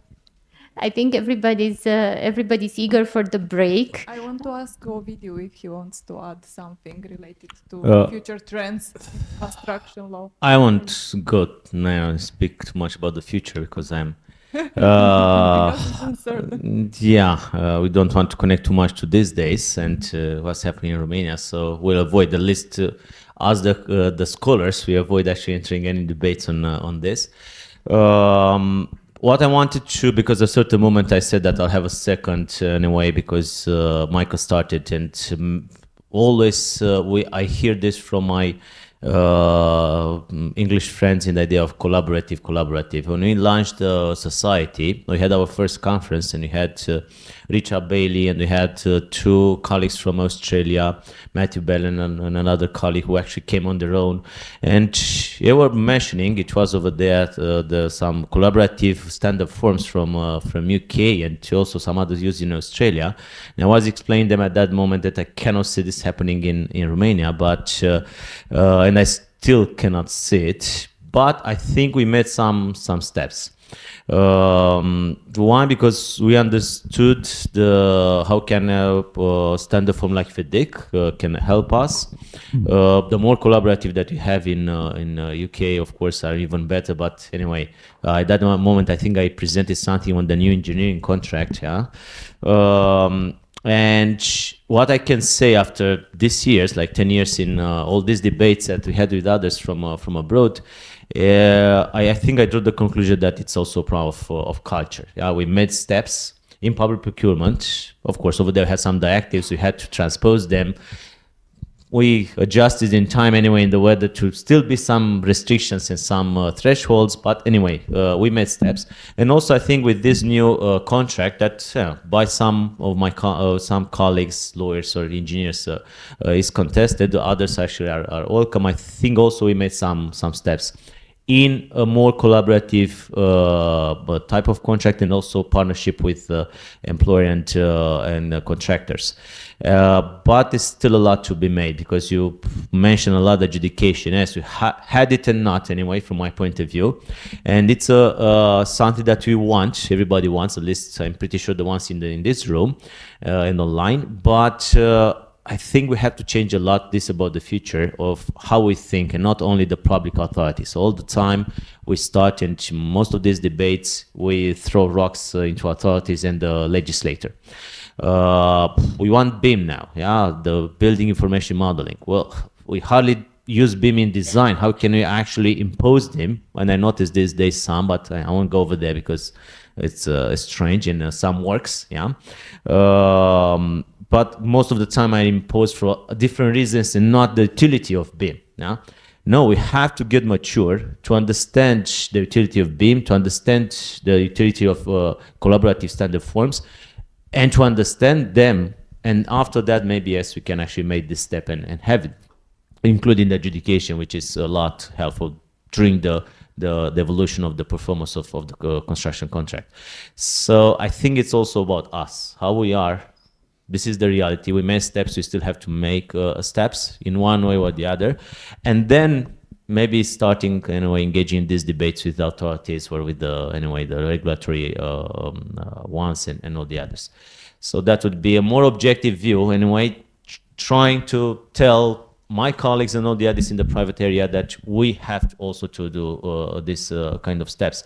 If now they impose us BIM, for instance, the contractors, most of the contractors are not really, they will of course step up, they will do the stuff because they have to do it, but that just like it was with all the graphics and all the scheduling and all that now we are using, better or not, but anyway we're using this. That was at the beginning some years ago. It was something that we couldn't use. It was actually taught in a way in a faculty of construction, but no one used in practice. So the idea is that if we adapt to the what we consider that is good and we are mature enough, then we'll have it. If not, we need to address the issues that we have now. Just as a conclusion, I say. Yes, and I think there was another. I think we have time for 2 more questions, and I've seen. I will keep it in mind, Razvan. We've had a hand raised right behind you, so we'll ask Sherban first, and then we'll get back to your question. Yeah. Is this working? Okay. Thanks, Juliana, and thanks all of you. Hi. My question is for Anna, because I think more towards the beginning of the discussion you were talking about the importance, which I agree with, to contest any issues in the documentation at the right time. So if that time is passed, then you're stuck with the documentation. But what I was asking is, how often, or do you often or rarely find that the authority is willing to change their documentation and to be persuaded by documented technical arguments from the persons, from the bidders who should be the most in the know? And if not, if courts have been willing to delve into the technical aspects and modify them, especially since I think because of time constraints, they don't really have access to very technical expertise, reports, and so on at that moment. So they might be in a situation where they don't know if one of the participants wants to create an advantage or there's an actual technical problem. And I think it might be easier to say for them that, okay, this is the area where the acquirer has exclusive competence to discuss. Thanks. One of my recommendation to our clients is that in case of, qualification, it's easy because this is understandable by the authority, understandable by the courts, so it's easy to change. We saw in practice authorities that are not reluctant and are changing requirements on qualification through remediation measures. If not, we saw that CNSC agree with us and change this by decision, and the authority adopted also without claiming it before courts. And we saw this changed before only before courts. So all options are available. About technical requirements, indeed, not that the authority are reluctant to change because they believe this is the proper tender documentation, the proper technical specification required to the bidders, but it's difficult to convince indeed the council or the courts. And actually we are, even if we are contesting the tender documentation, we are recommending to our clients to use from the very beginning, from the contestation, maybe a report of an expert, because this is useful for the court or for the council to somehow look into the matter with more objective view, because is there a third party who is an expert on that topic and who is assuming that report. Yeah, and they might know more objective. Thanks. Yeah. That's actually and a good idea to use a separate report. From the very beginning, because if you are not using this before CNSC and you are using this before court, you will have an unadmissible proof. So you will not be considered with this report, even if you are saying something right, even if it's accurate, if it's objective. Yeah, you're right about inadmissibility, and also it's I don't know if it's positive or not, but usually the courts seem to follow what CNSC decides. So. Yes. Yeah. On technical, for sure, we see this in 80%, let's say, from the cases. This is why a third-party view is very important from the very beginning. Thank you. Thank you. So my question for the panel is, now from your experience, when you have a client and you're looking at a potential dispute, construction energy, what are usually the grounds, let's say, the grounds on the basis of which you build the claim? Particular contracts, laws, treaties, what you've seen in your practice as being the preferred basis for formulating claims in energy or construction? Perhaps, Michael, do you want to take this one, or? Sorry, say again? Maybe source or basis? Legal basis. The legal basis of the claim. How are you generally choosing between possible options? Is the contract, the treaty, the law? What have you seen as Well, preferred or recommended? the dispute resolution forum is obviously preset in the contract or in the investment treaty. Investment treaties sometimes provide you with, say, 2 or 3 alternative forums, the SEC or ICSID or UNCITRAL, but the parties will agree beforehand exactly where they're going to decide their dispute. Then there'll be, typically in these construction contracts, although it sounds it's different now in Romania, the tiered dispute resolution clauses. So you have to meet and confer, meeting between principals, adjudication.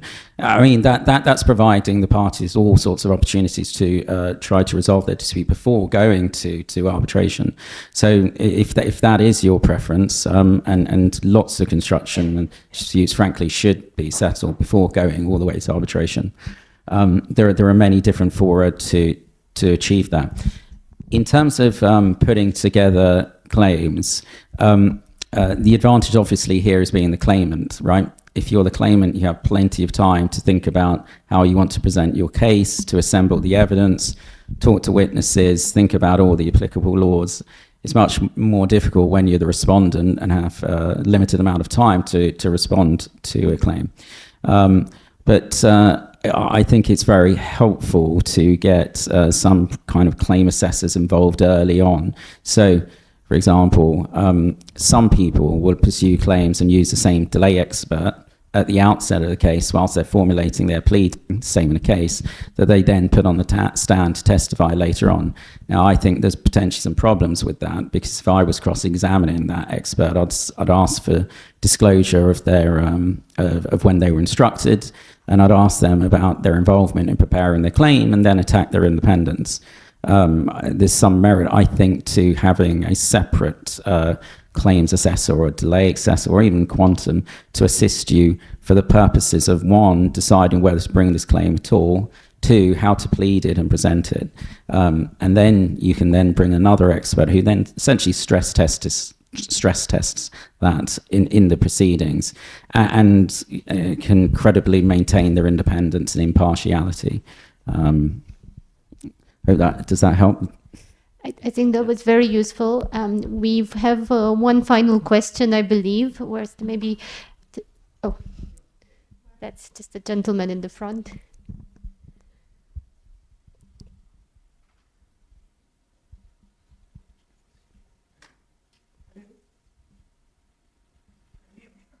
Yes.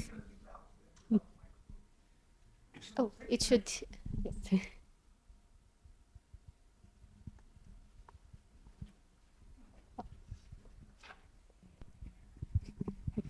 First, thank you very much for the extremely interesting discussion. I would like to ask more of a sort of a practical question or a business question. As Ovidiu said, and I really share Ovidiu's position, is that in Romania we still have a long way to go to mature in adopting the standard documentation, the standard payment, and all the sort of things that you mentioned. However, actually, we still need to proceed with construction. We still need to proceed with business. To what extent do you believe, actually, that the contractors include this risk part of all these sort of things you mentioned before in their contracts? Because at the end of the day, one needs, going to disputes, we know disputes in Romania take a very long time. Not only Romania, I have to say from my experience in the region, in all countries in our region, it takes a long time actually to be resolved. But at the same time, we need to do business. To what extent do you believe actually there is a risk factor, and to what extent, what is the risk factor that needs to be taken into account in these civil contracts? Thank you very much. Do you want to address this perhaps? Now, from my point of view, not a lot anyway. Now, when we talk about risk, of course, we have to make the distinction between public tendering contracts and private ones, and clearly have a different analysis what's going to happen over there in the performance of the contract. But most of the time, most of the analysis is done during the tendering and about the project itself, and less analyzing and have a risk allocation at the beginning, analysis at the beginning on this. So everybody is postponed, like my colleague said. In the end, even with the different clauses on disputes, they don't want to actually to see that. In public works, it's different because over there, next to having standard form, next to having all this experience, bad or not, of the contractors, somehow they think at the beginning if they want to enter or not, and which should be the risk of there. In private, less. But from my experience, at least, the tendency is to have it step by step and not have a big analysis at the beginning and insert this in the contract. Depends, of course, from case to case. Depends if the lawyers at the beginning are next to the client over there. Also, if you analyze too much, this is, I'm telling you as an entrepreneur, always at the beginning when I was young, the lawyer was next to the entrepreneur, and the entrepreneur was affected by that. Again, this is not helping lawyers, but I'm telling you that having all possible scenarios, at a certain moment you may decide not to start. So this is also a problem which is not valid only in construction, it can be valid in any entrepreneurship activity.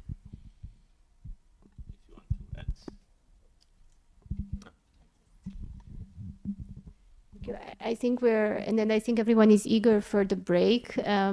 Maybe just one small point ending up to what Ovidio mentioned, two small points actually. So in terms of the analysis that a contractor can do, perhaps that's something that ought to be on the mind of a contractor, especially as the contract performance unfolds. That's particularly true in construction projects that often, where contractors often deal with contractual deadlines that can really impact how a claim moves forward. So observance and perhaps proper assistance and advice during those critical stages when a dispute arises, when a dispute should be notified, when a claim should be made. And then Dana and I encounter this very often in our practice, really impact the fate of the claim moving forward, whether that claim can still be brought before an arbitral tribunal or a court, depending on the case. So our recommendation is always to really keep an eye on those specific deadlines that are provided in the contract, to ensure that if a notice has to be made, it will be submitted on time. Because if later on the contractor or the employer, as the case may be, because I think this is equally true in the employer's case in some instances, wants to pursue a claim, it may find that it lost that possibility because it omitted critical contractual time limit. So that's one thing that has to perhaps be assessed as the contract unfolds. And this being said, we are very grateful for everyone's patience. I'm enormously grateful for the panelists' input and comments, and for being able to moderate this with Daria. We suggest having a short break and reconvening for the third panel. I know everyone has a really busy schedule, but we really anticipate a vital and critical and novel discussion in the third panel. We're going to be hearing from Richard Healy and from our colleagues Razvan Stoichescu and Dana Bushko as well, on issues that are of genuine practical importance: how to deal with cross-border asset recovery, how to get a claim financed by a third-party funder, what are the hurdles, what are funders looking for, what are the steps, what are the practical implications. I know for a fact that this has been addressed very little in Romania, at the very least, until or as of the present date. So we hope that will have everyone still be present in part two of this event. And without further ado, I think it's time for coffee. And I want to ask our online viewers to stay with us too. Good point. Thank you very much. We're happy to see that we still have many of you here, and I've heard that there are many more joining us online. Both Daria and I had the blast in moderating the first discussions on construction and energy. It was a stimulating debate, I think, a stimulating coffee break as well. We turn now to the final topics of our event today, and as I've mentioned, to the most interesting almost, and I don't mean that as a slight to neither construction or energy dispute, but as a testimony to the fact that I think there's, as I've mentioned, there's still little debate in Romania about both cross-border asset recovery and litigation funding. Both are topics of enormous practical importance, use, and I think we have a lot to learn from our co-panelists, from our distinguished panelists today. And I'll hand the mic to Daria. Thank you, Juliana. As you mentioned, it's the last panel, but it's not. I think it is the most interesting one, because everyone likes to talk about funding, and as we are globalized and international, cross-border asset recovery is very important too. And as my colleague Alex told me, we have more than 2,000 people watching us online. Thank you them for staying with us. So let's start this panel.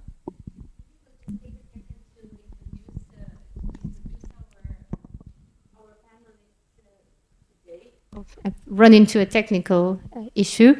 So we have with us Richard Healy, and I've mentioned Richard from our first panel already. Very briefly, he is the business services platform head at Gately Legal. He's the head of the London office and has wide and extensive experience in restructuring matters, in complex and international dispute resolution.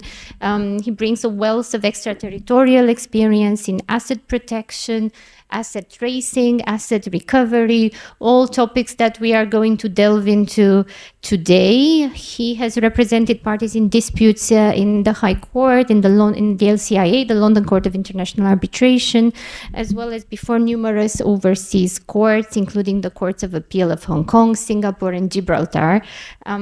He's been really instrumental in bringing to life this event, and I could not be happier to have him with us today.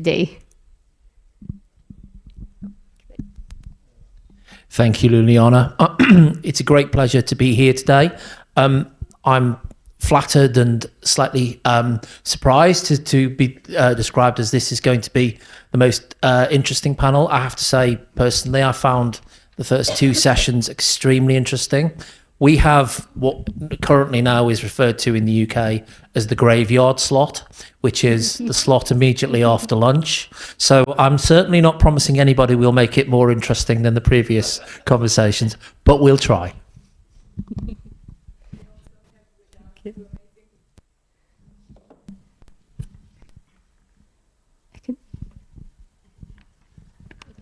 Give you this one.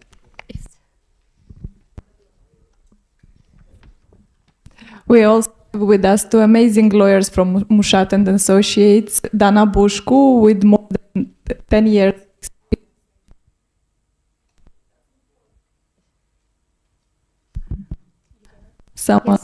Maybe I can. Someone doesn't like the topic, that's why. With more than 10 years of experience in restructuring and insolvency, litigation and arbitration and corporate and commercial law. And we also have Răzvan Stoicescu, Deputy Managing Partner here at Mushat and Associates, with more than 15 years of experience in M&A deals, corporate and capital markets. Yes, thank you. Hi everyone, I'm just honored to join my panels with my distinguished colleagues here, and I'm also excited to share insightful ideas about cross-border issues and asset tracing in insolvency proceedings. So welcome, and hopefully you will join this debate. Thank you. Should we? I think we should dive into straight into the discussions.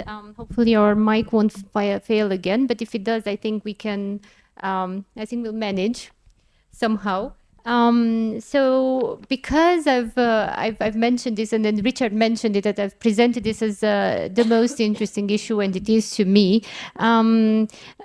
The first question will relate to cross-border asset recovery, and really how can it be deployed, Richard, in your experience, to the best effect on behalf of creditors, and not only, and this may not be specific to one jurisdiction, but in multiple jurisdictions. What do you do in instances that may involve jurisdictional frauds, that may involve just offshore jurisdictions where asset recovery may be particularly difficult or challenging?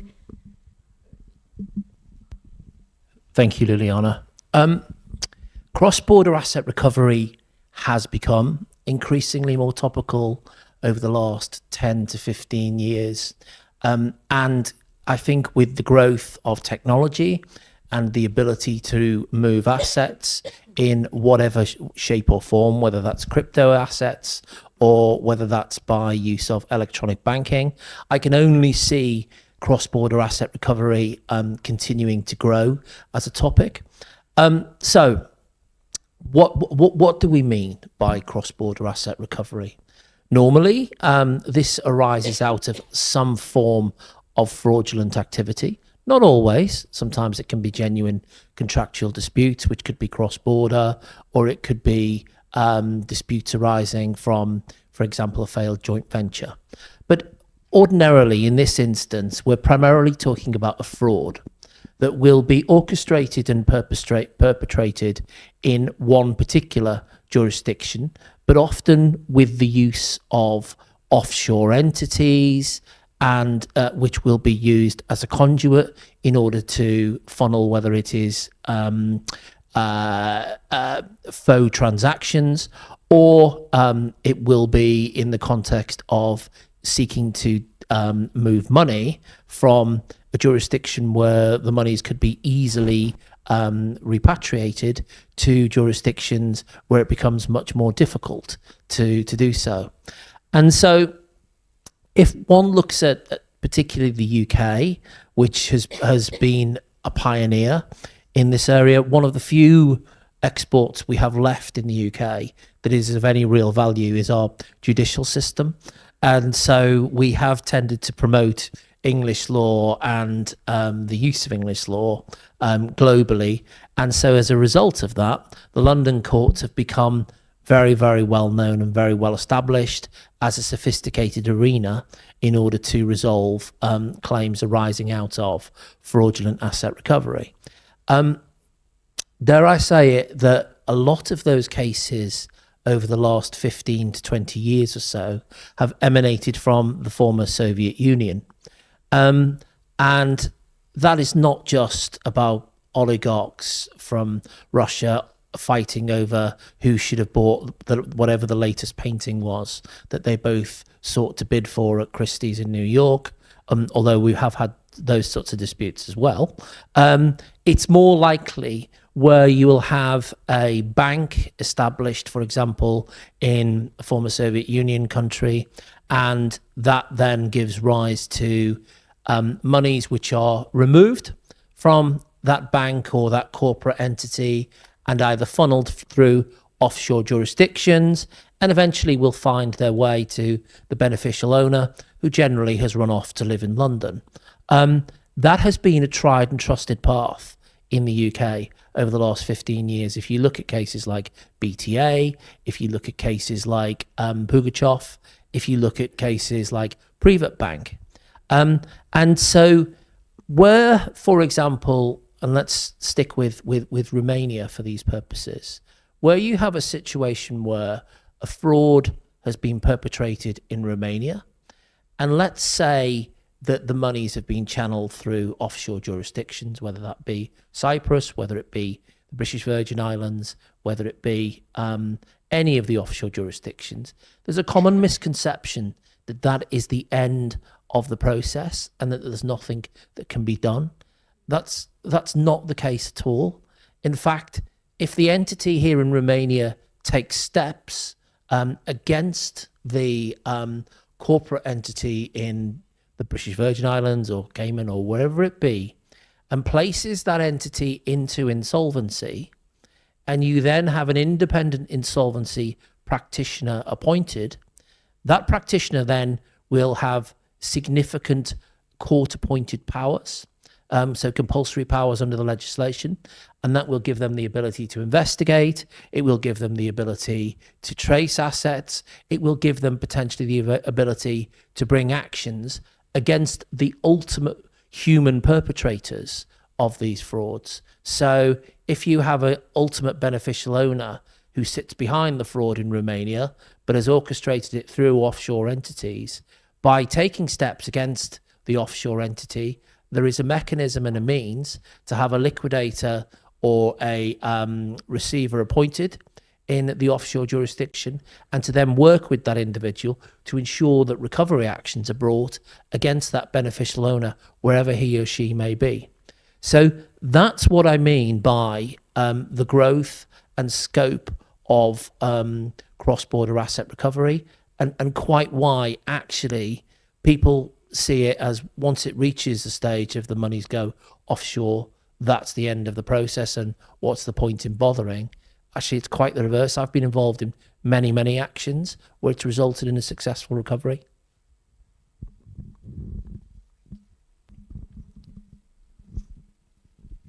Richard, I liked your introduction. I'm also, I have the same opinion. I'm from Ukraine, and in my first year of law school, I was reading a book named Londongrad, and it was telling about the oligarchs moving their assets to London. Now I want to go to Dana to ask her when she considers it is important to turn to asset tracking and asset recovery specialists, and if creditors are open to this kind of services. If I would be a creditor, I would be very open. Yes, I believe asset tracing and recovery is a crucial process when we need to locate and reclaim assets that had been hidden, misappropriated, or unlawfully acquired. So this procedure is often employed in various contexts involving and including fraud investigations, debt collection, when we expect to receive an effective collection strategy to support any arbitration or legal work. And speaking of debt collection, in insolvency proceedings, our main objectives as practitioners is to maximize the degree of asset valorization and debt recovery in order to cover the debtor's liabilities to the maximum highest possible extent. And in this context, I believe that it is necessary to ensure that we take all the legal steps in order to recover the claims that the insolvent debtor has against his own debtors. And sometimes these debtors are based in another EU or non-EU member state, or have assets in one or more jurisdiction, depending on the business they're engaged in.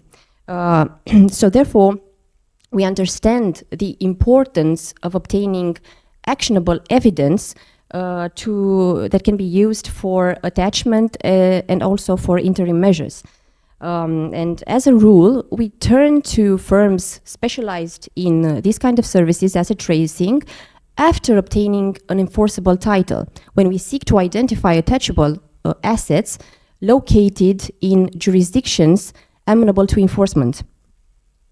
And by way of example, we have a case right now with one of our insolvent debtors, which is a Romanian low-cost airline operator, where we claimed a lawsuit in UK, actually, and we need to recover approximately 1 million euros from a Senegalese airline operator, resulting for the latter's non-performance of an engine lease agreement. And our main focus here is to try to locate and recover that engine subject to the lease agreement, and then to identify the debtor's assets for an eventual attachment and recovery, of course, after reaching a favorable judgment.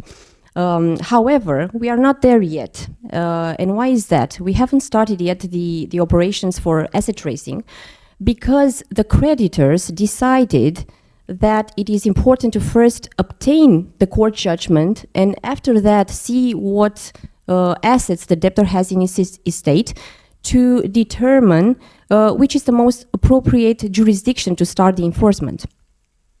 And obviously, any such complex service entailing a variety of sources, public, non-public, investigative tools to track down assets, involves a cost.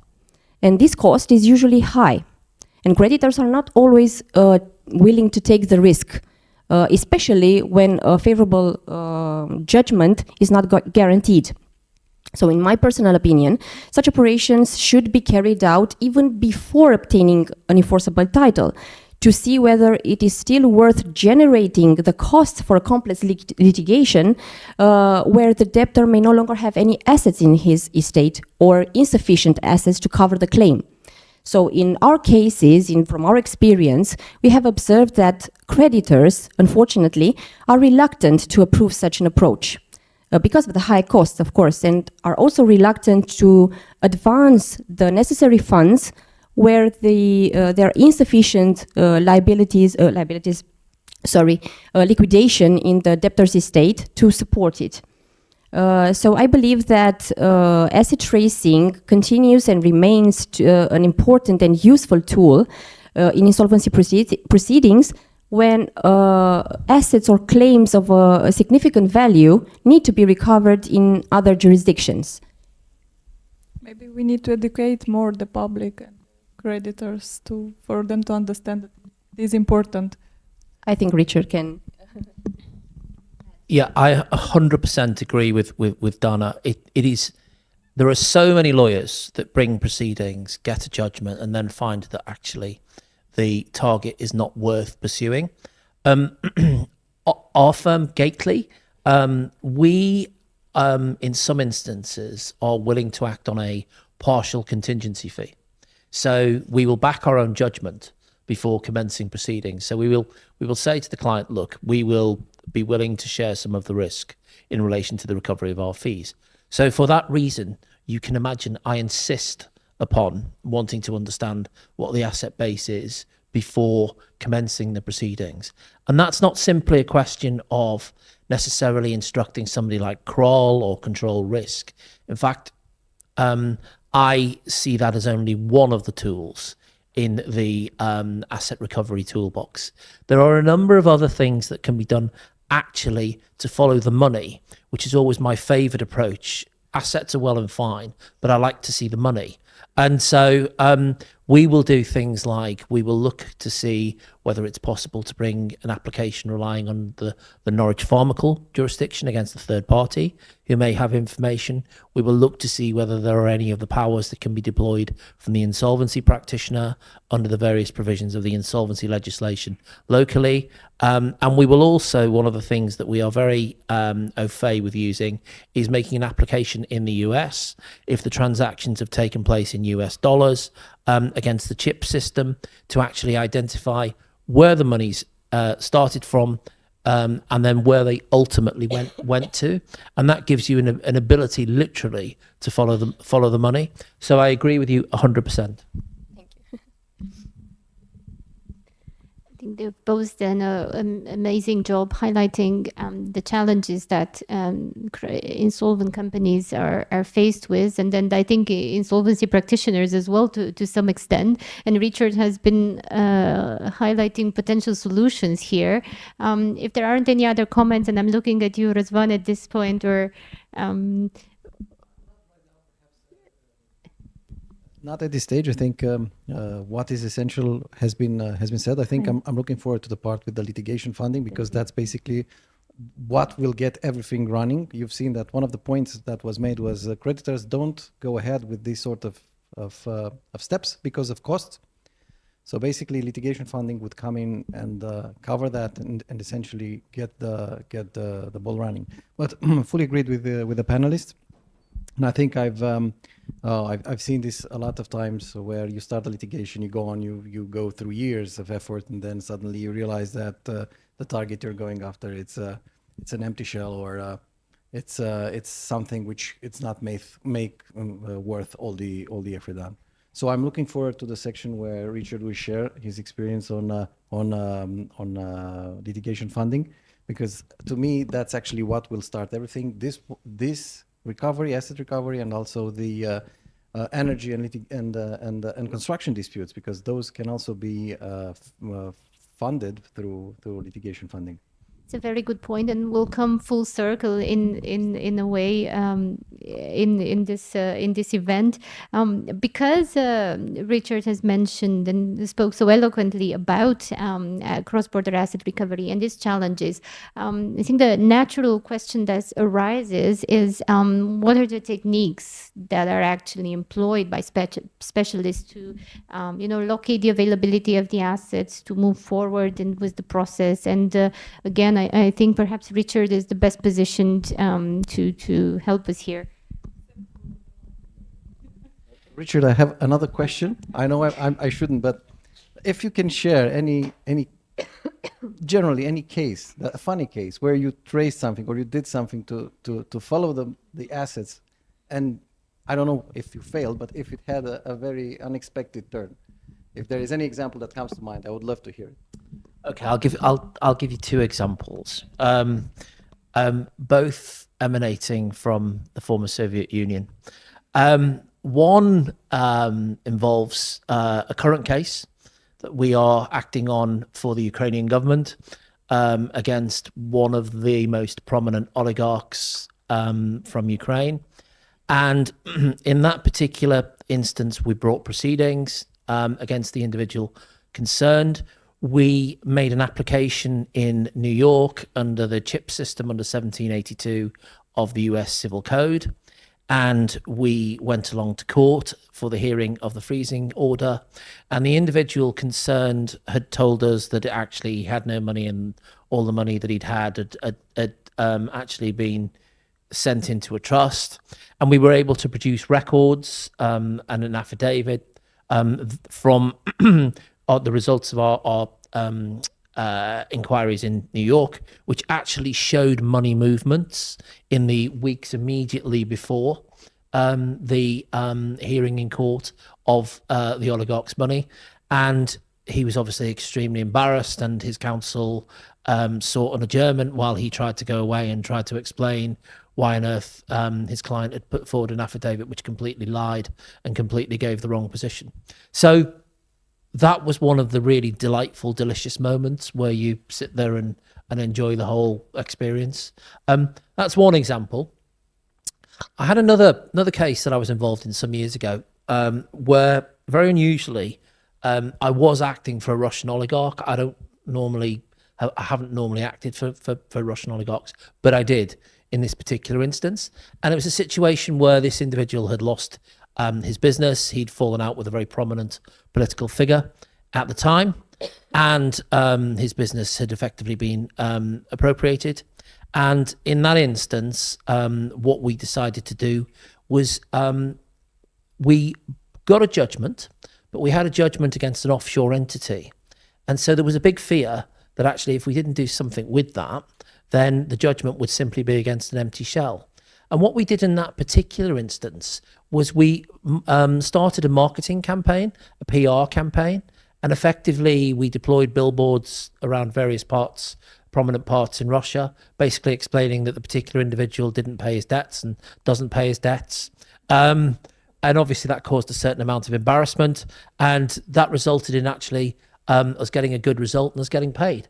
That was a bizarre situation. It's not a tactic I've ever used before or since. It's not something I can particularly see being useful in most day-to-day examples, but it was in that particular case. And Luliana, I've completely forgotten the question that you asked me now. I think that was a much more interesting story altogether.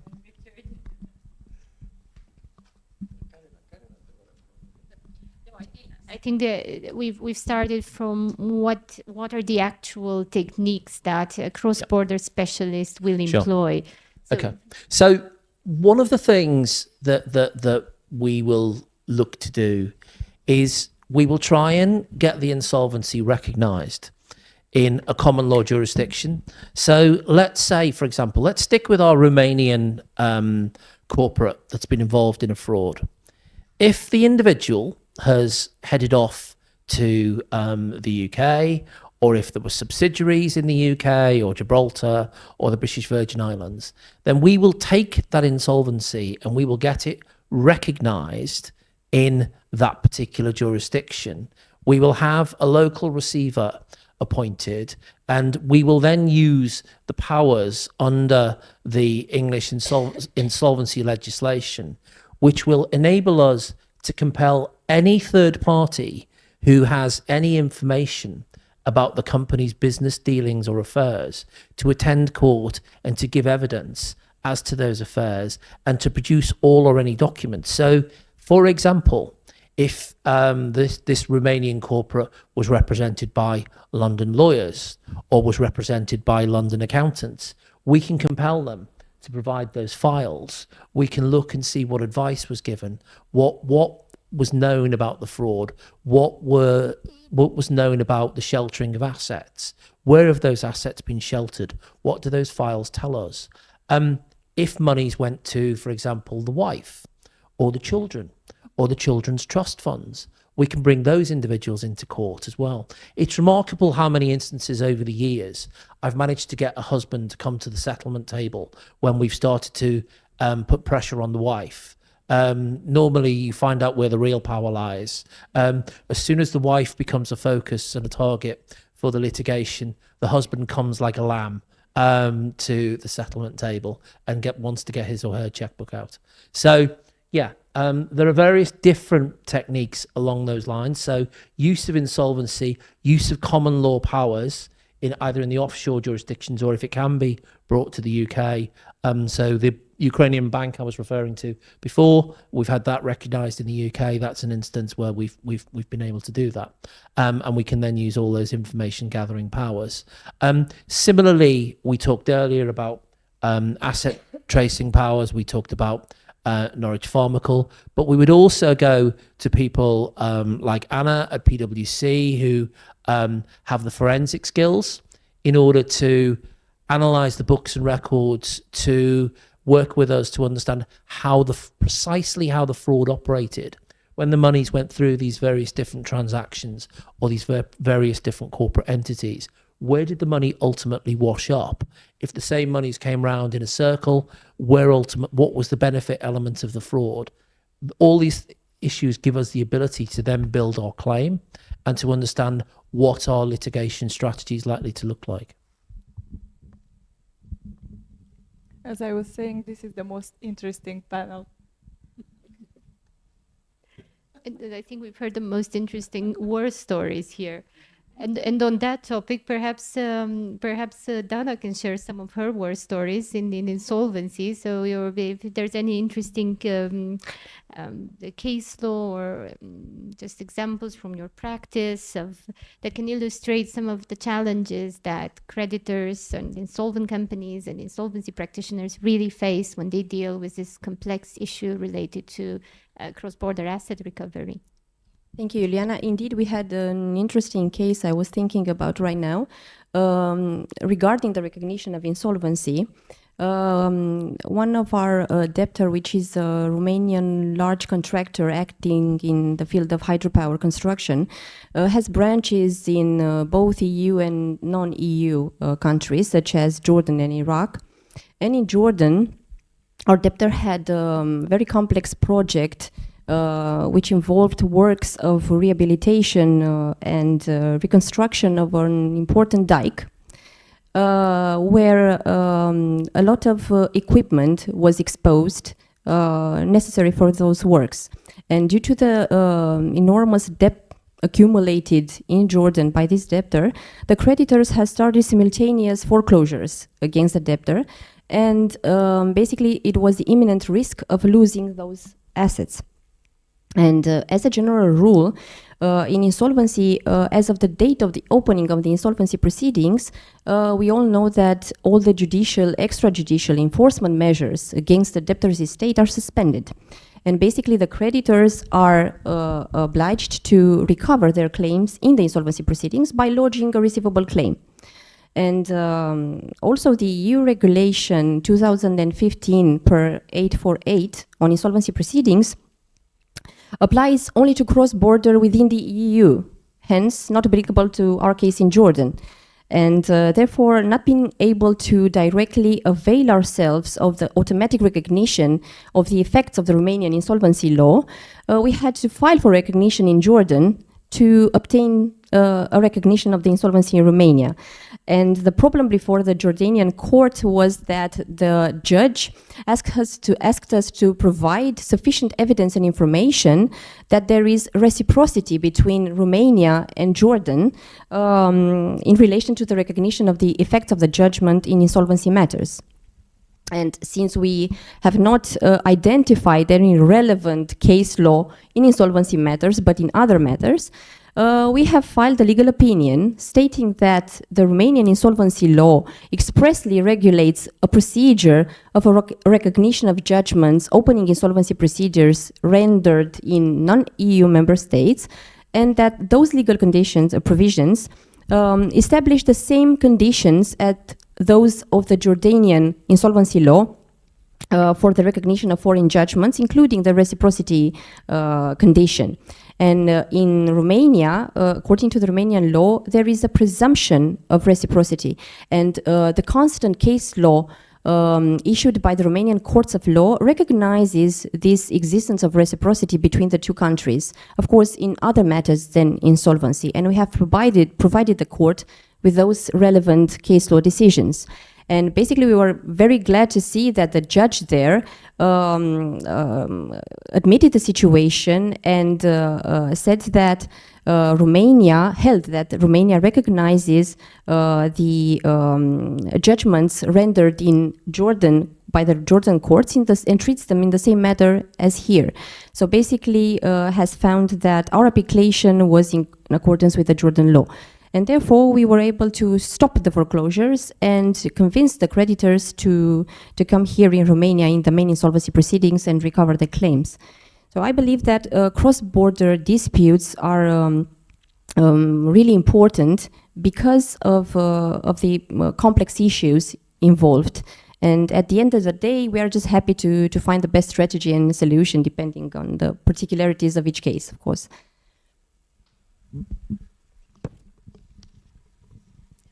Thank you. I think this has been a session, and I think a panel full of very interesting stories, and interrupted by occasional bouts of the mic not working. Irrespective of the mic difficulties, it's been absolutely fascinating listening to all of the stories today. The question that I think arises from all of these examples and leads us to the second part of the panel this panel's discussions is how do you finance this when money is not available to the creditors, to the claim holders? So what do you do in that instance? And perhaps I'm looking at you, Richard, here to begin, maybe just to give us a brief foray into what can a creditor do? Thank you, Liliana. Yeah, so it's right to say, isn't it? I'm not sure that there's a single person here in this actual room or in the virtual room that really relishes the idea of spending money on litigation, except perhaps me, if other people spend their money on litigation. But no, in all seriousness, it's a grudge buy.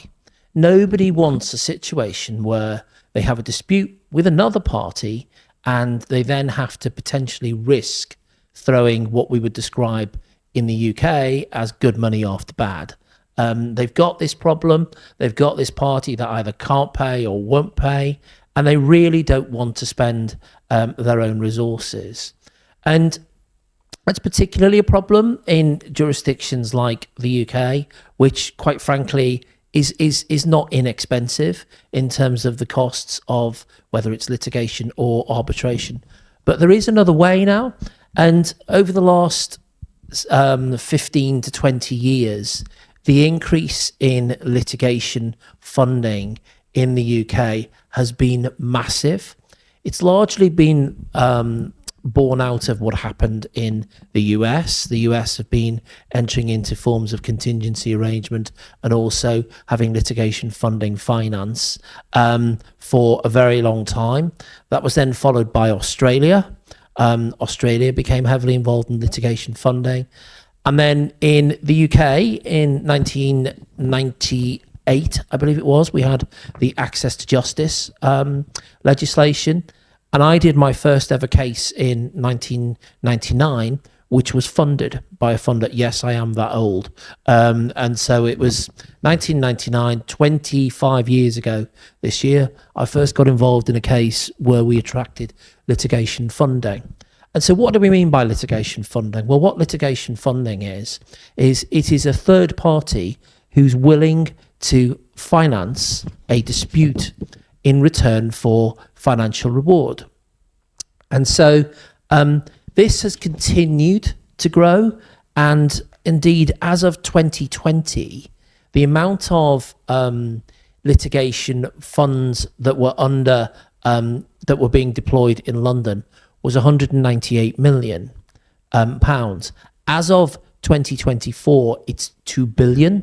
So you can see in the last 4 years, it's increased tenfold.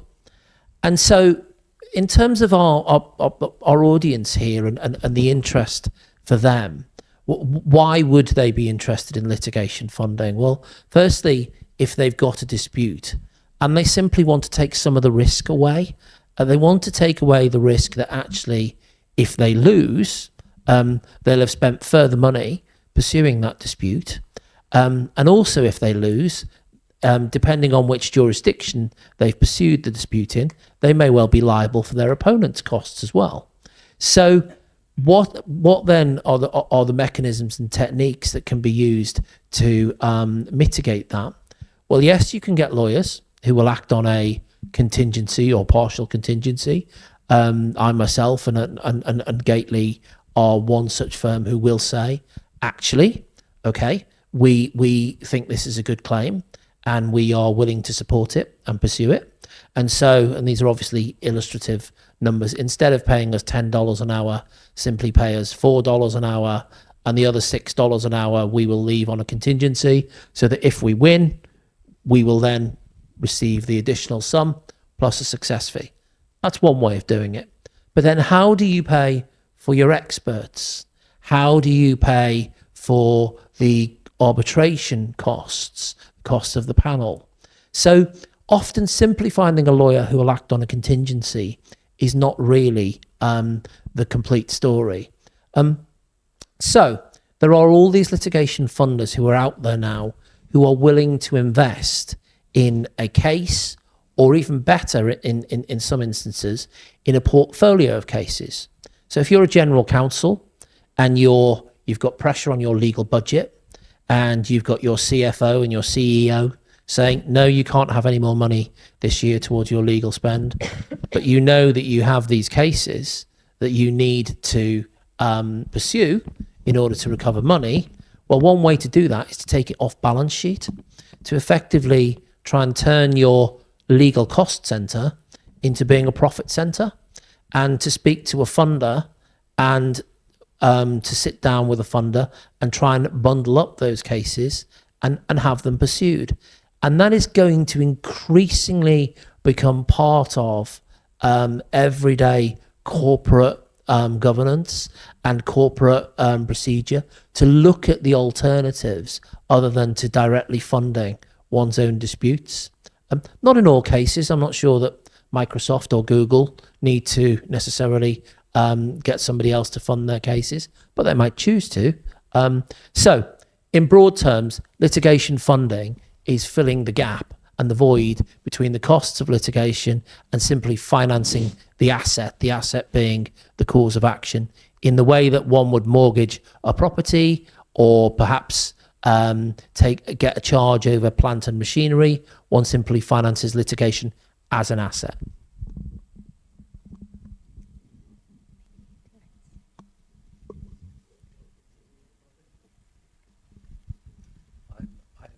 I'll just piggyback on the fantastic explanation. I think this one works as well. So yeah, I think what I wanted to add, and one of the things which I found very interesting about the topics, is that Romania is not, or in Romania we're not that advanced. And I think the first thing, or the first plus of hearing this, is that one can find out that there are these sort of other steps which can add to the usual litigation of which we know generally in Romanian courts, of which we learn when we're in law school for us lawyers. So I think one of the things that comes to mind, just summarizing what has happened so far, is that first of all, there are ways, and there is a very wise, and because we're talking about best practices, there is a very interesting and pragmatic way to build your case. And first of all, start to see go and trace the assets. The second thing is go and find the money. And I think these we're not actually used. Looking at the practice, I've been doing legal work for 20 years now, and looking at the practice, this sort of litigation funding, I think it's quite a novel subject in Romania. I've heard of it 2 years ago, or 3 years ago, I think. And since then, I've been looking at ways in which it can be implemented here. And I think what's important to know for everybody is that, or to keep in mind first, is that there is this possibility, because there are a lot of cases which we've run into which actually need funding. There are cases which take long time, cases which unfortunately sometimes you deal with the state, and litigation with the state takes a lot of time. But there are cases which have a lot of stake, or which can generate a substantial benefit for the claimant ultimately. So those sort of cases, and there are some in Romania, would probably benefit from this sort of funding, because essentially it gives the claimant, otherwise maybe not that strongly financially, the ability to pursue the claim, and at the end of the day, hopefully share in the profits. So I think one thing that I would say for Romania is that, yes, we're not there yet in the sense of using this. And I think one of the things that will have to happen is to educate both the market and the judges to accept this sort of arrangements. Historically, Richard was mentioning funding 25 years ago. I think, and it's probably, Richard, you can also share, develop on that. There are some things which concern funding, because you have to make sure that it stands from a legal perspective, in the sense that the funder is not only particularly concerned about getting or finding the case, which is which is one to be a winnable case, but he also needs to make sure that the funding agreement or the funding arrangement stands, because ultimately at the end, after all these investments, if you get a funding agreement which is overthrown by a court or which is found null and void in the jurisdiction where you want to enforce it, then you have a substantial problem. So I think for Romania, the first thing that we need to keep in mind is that we have this sort of opportunity. We have not gone through this sort of scrutiny. What I've noticed that it brings, and it's good to know for everybody, essentially when somebody gives money, he also wants to be in control. So one of the things that happens, and you need to keep in mind with all this sort of funding arrangements, is that the funder probably will choose the lawyers. That also, I've read, brings into question matters of conflict of interest, because basically the funder may have some interest, the claimant may have some interest, and lawyers being paid by the funder would probably be caught in the middle. So you have to iron out this conflict of interest issue as well. Then there is also the concept with which Romanian or Romanian jurisprudence, Romanian courts are quite fond of public order, and whether and I think this is a very interesting point. You've noticed that Richard said there were 180 million pounds and then 2 billion. When there is that much money, obviously that much money correlates with a higher number of litigation. And as a matter of state policy, you may not want to encourage litigation like this, because essentially you are encouraging people who would otherwise probably say, okay, I'm not going to pursue this. You're encouraging them to go through the litigation. These sort of things have been ironed out outside Romania, like in the UK, in the US, and other jurisdictions. I think Holland, or the Netherlands as they call it, they are also very comfortable with this sort of approaches. In Romania, I think we're at the early stages. I've not seen these being enforced. I think they stand, and I think Romanian corporates, particularly private entities, should look into this sort of packages, because basically they do provide the advantages which sometimes, like, they bring in a substantial and very highly qualified team. Sometimes because of a founder stepping in, the complexity of the deal may be even better addressed with highly sophisticated lawyer, more experienced, more sophisticated experts. Because if you think of it, like for example, Anna, what she said about having an expert to calculate the damages or to calculate the value of the claim, is something which doesn't come to mind immediately to normal litigators, or to normal litigation in Romania. They just put something there, probably do a small calculation, and that's basically it. But you have to, from the perspective, it's important to know that we have specialists for all these things. These are available, and the sophistication, the degree of sophistication of litigation can be increased. So I think first thing, with respect to the litigation funding for Romania, it works for, and I think Juliana said something interesting about referred to claimants. The claimants are obviously those who are generally interested in getting litigation fundings, because they are basically starting the litigation. They are basically building the case and know whether they have a claim or not. You will not see litigation funding on the side of the defendant, because generally the defendant does not have a claim. The second thing is, I think this is probably used mostly by private individuals, less by state entities, although I can imagine that you could probably bring this into discussion if you're talking about claims, tax claims, perhaps. I don't know, Richard. I was thinking how it would work in Romania for public entities, for state-owned companies, because essentially and it's interesting to look at it. The funding is not a loan, so you don't think of it as a loan. Under Romanian law, it's not a loan. It's not the sort of thing where you go, lend me this money so that I can go by myself and do the litigation. So it's not a loan, and basically because it's not a loan, it's not bound, for example, by the rules on interest, caps on interest, on rules on generally contracting loans. The second thing is also not an assignment. So basically, the funder does not get anything, does not get the standing, the legal standing. The legal standing remains with the claimant. The funder is behind, is like the master of the litigation. He runs that, but essentially the standing remains with the claimant. I think another thing which is very important is that it's also not the sort of a joint venture. I mean, you're not going to look at this as a joint venture where we share in profits and we share in the losses. Sometimes the funding agreement will provide that the expenses or the costs that an unsuccessful litigant would be requested to bear are covered by the funder. So basically, there is another incentive for you to think of this or to take this sort of scheme into account. So for Romania, I think we're in the early stages. I think our legislation is compatible with the idea of funding of litigation. There are a couple of things which need to be ironed out, which other jurisdictions have ironed out already, and I think we can, as I said, conflict of interest, public order thing, costs, so yeah, I think it's something very interesting and very important to look at, especially for those parties who have or who look to litigate in complex cases, long-term cases, sophisticated cases, where the expertise is not always readily available and at a lower cost.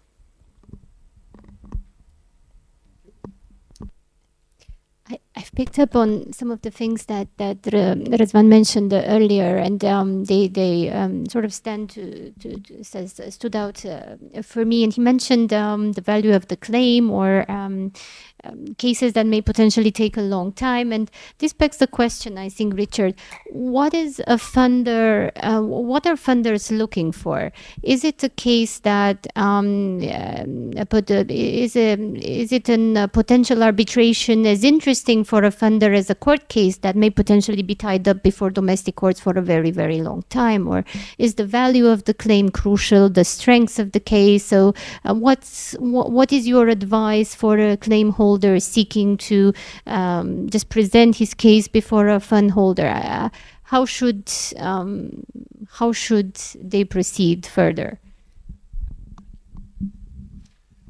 Thank you, Liliana. Excuse me. If I can just go back on one thing that Razvan said before I answer your question. I actually think it's important for the client or the potential claimant to go to a lawyer first, a lawyer who's experienced in litigation funding. And there are a number of law firms around Europe who have expertise in litigation funding, as obviously do Musat. And so Musat would be a very good starting point for you guys to talk to, and they will have the right conversations with you. And if your case is outside Romania, they will introduce you to whoever is active in that particular jurisdiction. But when you then speak to the lawyer, any good lawyer should be able to advise you that actually choosing your funder is just as important as how you might choose your new car, or you might choose the school for your children to go to. Every funder is different in its characteristics. Every funder has a slightly different approach, and every funder has slightly different requirements. And an experienced lawyer who knows the funding market ought to know what each of those funders need and what they look for. So, for example, some funders like to be more in control of the litigation than others. Some funders are simply comfortable working with certain law firms and are happy to step back and receive monthly reports and allow the lawyer and the client to simply get on and proceed with the case. So it's important to think about And this comes back to Luliana's question about what a funder's looking for. Every funder's looking for something slightly different. And whichever lawyer you go to talk to about your funded case, they should be introducing you to at least 2 or 3 funders. Create a commercial competition between these guys. Don't let them think they have it all their own way, and make sure that your lawyer then goes into bat and negotiates hard on the terms of any funding proposal. For the very reasons that Razvan said, one needs to ensure that there isn't too much of a closeness between the lawyer and the funder. It's important to make sure that the client's interests are ultimately paramount here. But coming back to the actual specifics of what a funder is looking for. Well, a funder really wants to know a number of things. They want to know, is it a good case and will we win? Is the budget proportionate to the value of the claim? And ultimately, if we win, will we recover? Will we get our money back and our profit? And so taking each of those points in turn, so is it a good case? So normally you're going to need a detailed merit memo from the law firm concerned, analysing what the claim is, what the merits are, what the possible defences are, and analysing the strength of any of those defences, and putting a percentage prospect of success upon the claim. You're going to need to go to somebody like Anna, potentially for an expert report on if there are particular issues around quantum, or if there are issues around why the dispute has arisen, which require expert evidence. Then you may well need a draft expert report. Bearing in mind what Michael said earlier about thinking about whether or not to have your actual expert that you want to use in court on board at that stage, it may be that you go to a different expert at the early stage. And the third thing is you're going to need to have some asset information about your target, depending on who your target is. Obviously, if you're suing HSBC or Microsoft or whatever, one would assume that they would be good for the judgment value. But ultimately, if your target is not so well known, you're going to need to have information about recoverability. And finally, I mentioned proportionality of the costs of the litigation to the sum in issue. So normally, funders will want anything between 1 to 8 or 1 to 10. So, for example, if your claim is worth 2 million, they would want to know, if the budget for your claim is 2 million, they would want to know that the value of your claim is at least 16 million. And bear in mind that you need to take into account any potential counterclaims that may be available, any reduction in the sum of damages as a result of things like contributory negligence or anything else. So the funder will need to see broadly that there is at least 1 to 8 ratio in terms of the cost of the claim versus the value of the sum in issue. So those are the broad parameters. That will then be put together as a package, and that will be submitted to 2 or 3 funders by the lawyers concerned. It's important not to hawk this around the wider market initially, because you don't want a situation where all these funders talk to each other, and you don't want a situation where they start to say, actually, have you seen this claim? Yeah, what do you think about it? You don't want that sort of situation where they all start conferring. So the initial approach is very, very important and needs to be quite carefully managed. Thank you, Richard. Are there some questions from the audience?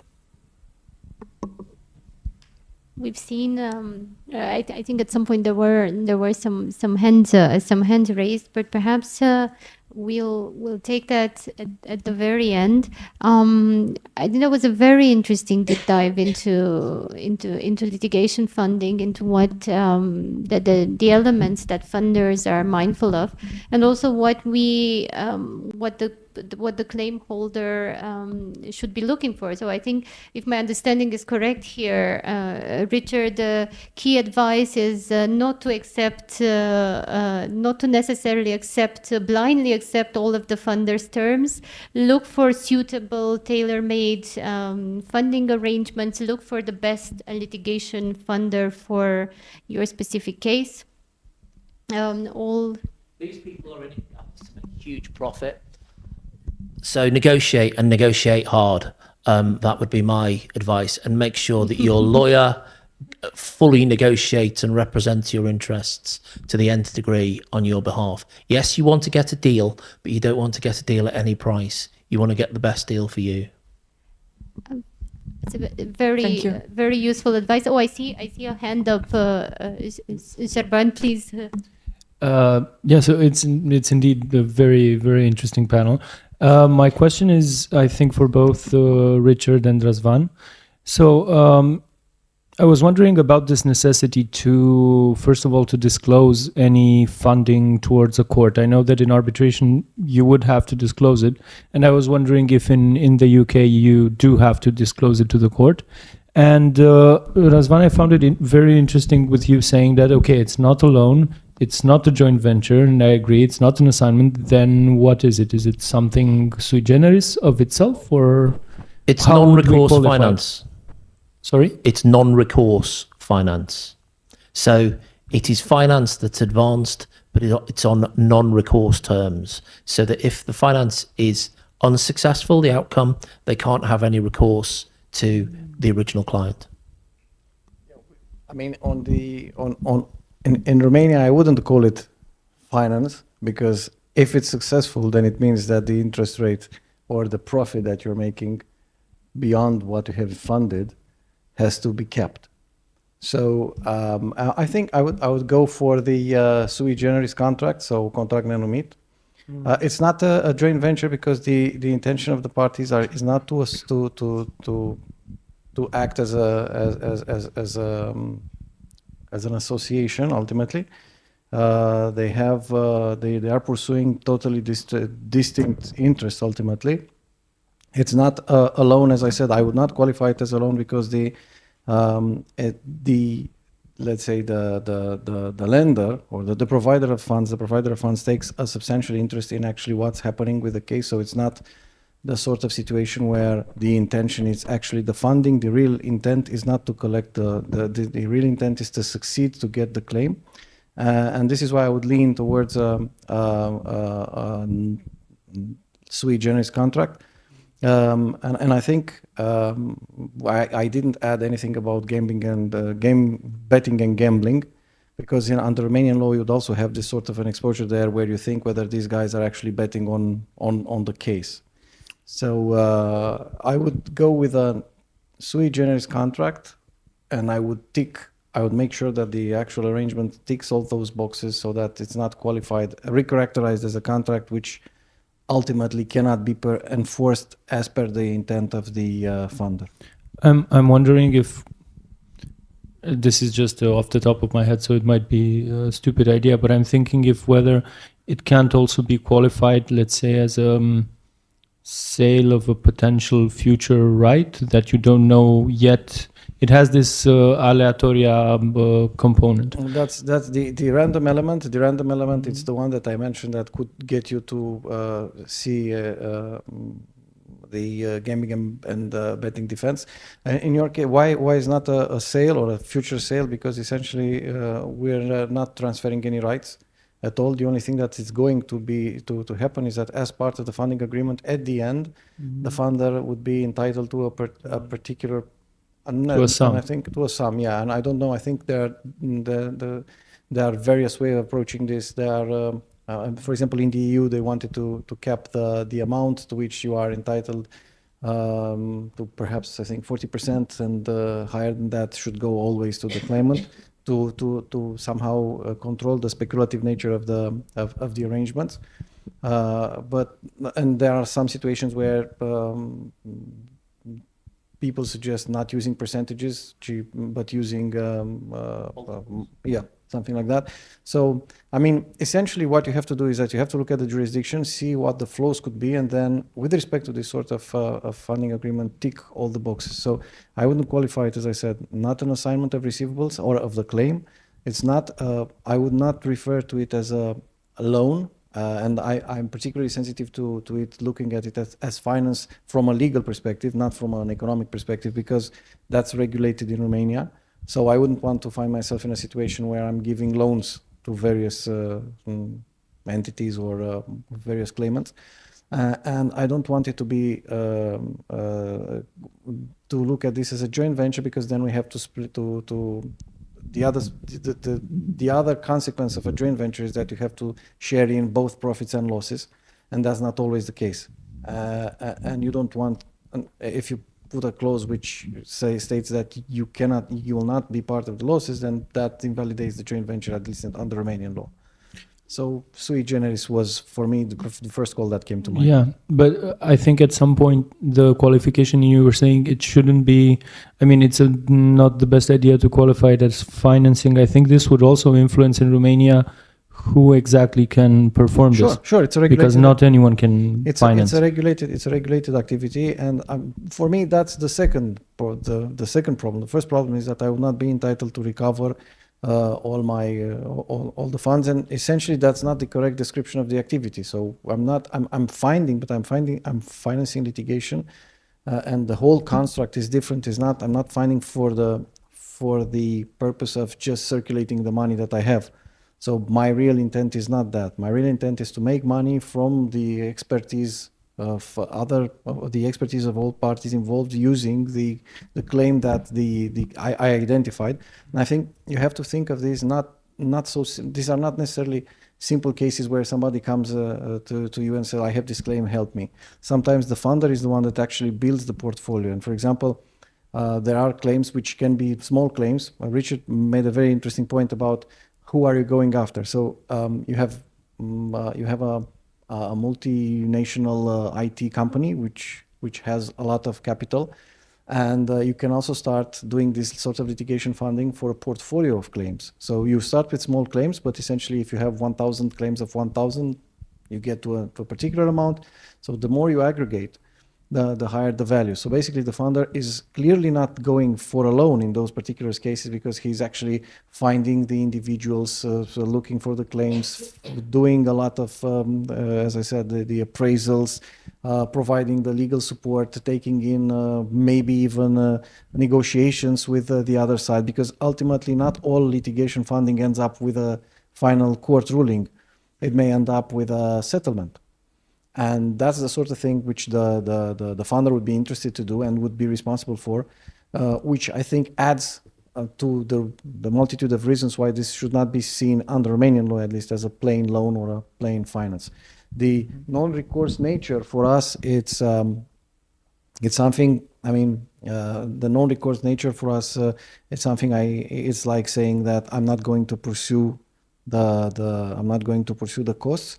But the problem with that is, again, if it works and it's qualified, it's characterized as a financing, then you have the caps that we have on interest, and then the whole deal falls apart. I think I disclosed too many things that the claimant should could use against the founder with this occasion, but yeah.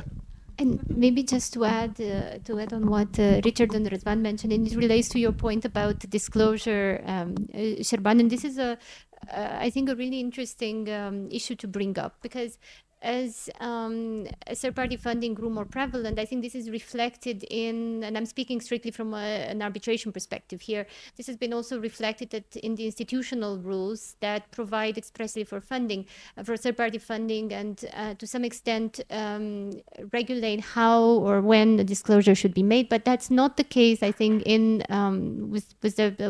with institutional rules of local arbitration institutions in Romania, not yet, I think, and it's interesting to see whether this is something that's going to change, to reflect perhaps the use of third-party funding today and the natural challenges and potential conflicts of interest that may arise.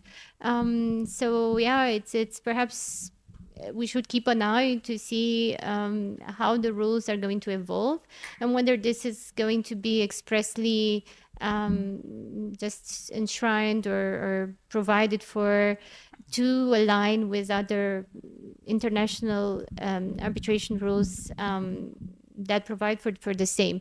And in terms of court cases, yeah, I think to my mind, this is still a long time to, I'm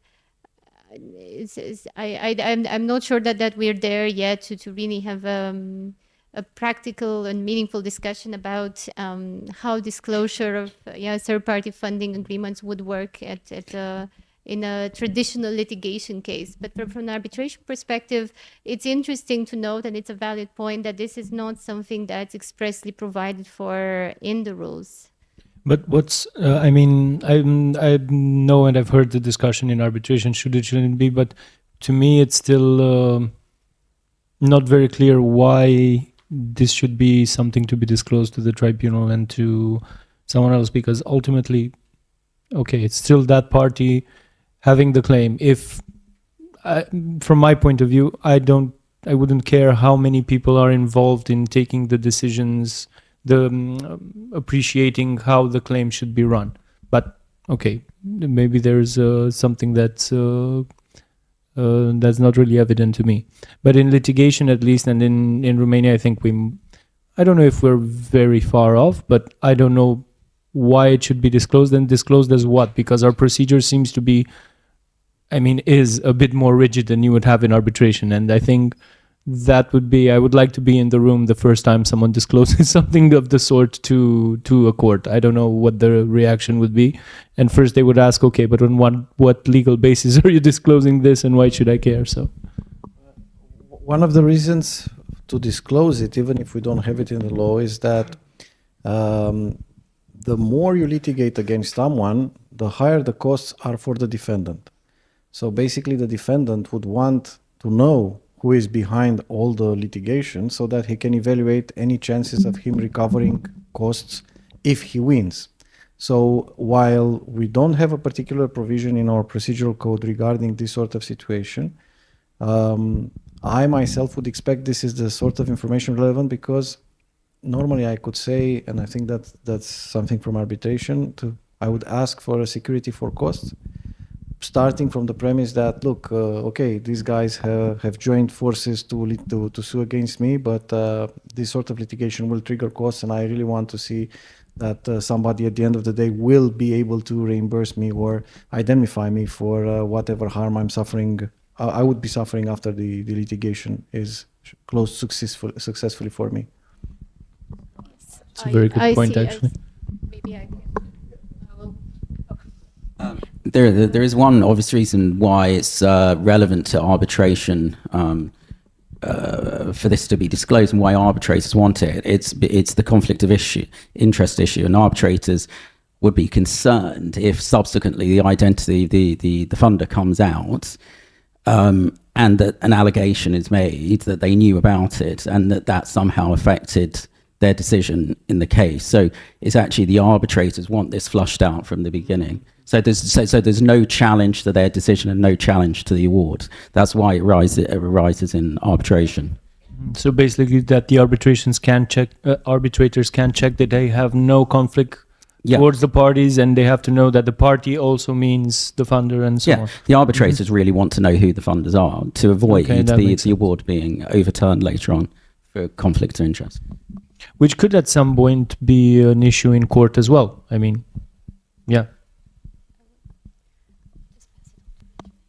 So just to answer the final part of the question before, in terms of what the position is in the UK in terms of litigation and the disclosability of funding agreements, there was a case between a divorcing couple about 18 months ago from Azerbaijan called Akhmadov, and the court there upheld the right of the claimant to withhold details of her funding and finance package from her defendant husband, and the court said that there was no requirement for a claimant to disclose that information to their opponent.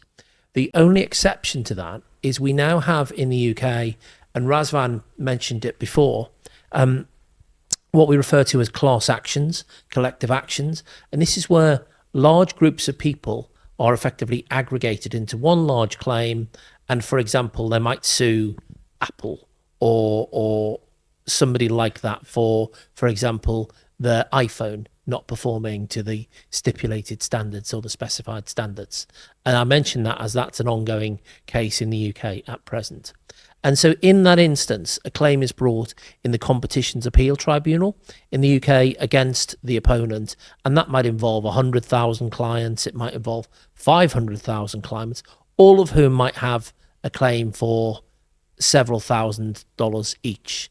And in those instances, obviously the costs are huge, and so they are financed and funded by a litigation funder.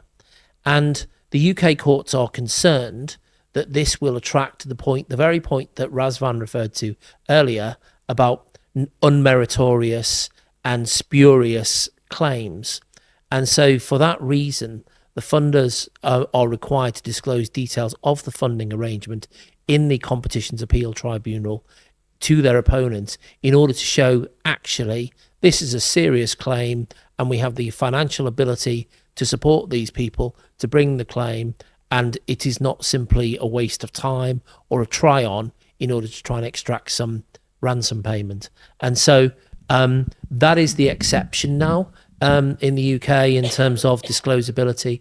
But the other point that will arise and is almost certain to come, Razvan again referred to it earlier, and it sounds like in this sense that this would assist litigation funding in Romania, that it's highly likely this industry is going to become regulated across the EU and the UK. At the moment, dare I say it, there are a number of unscrupulous funders out there at present, which is why it's all the more important to use a lawyer who understands the market. And there are what I can only describe as excessive/extortionate transactions out there where funders are requesting unrealistic and unfair terms.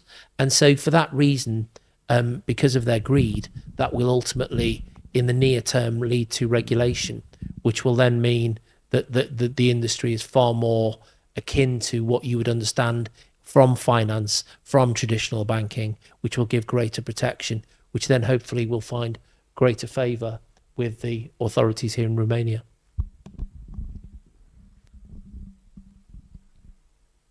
Thank you very much, Richard, Razvan, everyone. Are there, and again, I want to turn this to the room because there were some really interesting questions today, both in the first panels as well. Do we have any more questions, perhaps?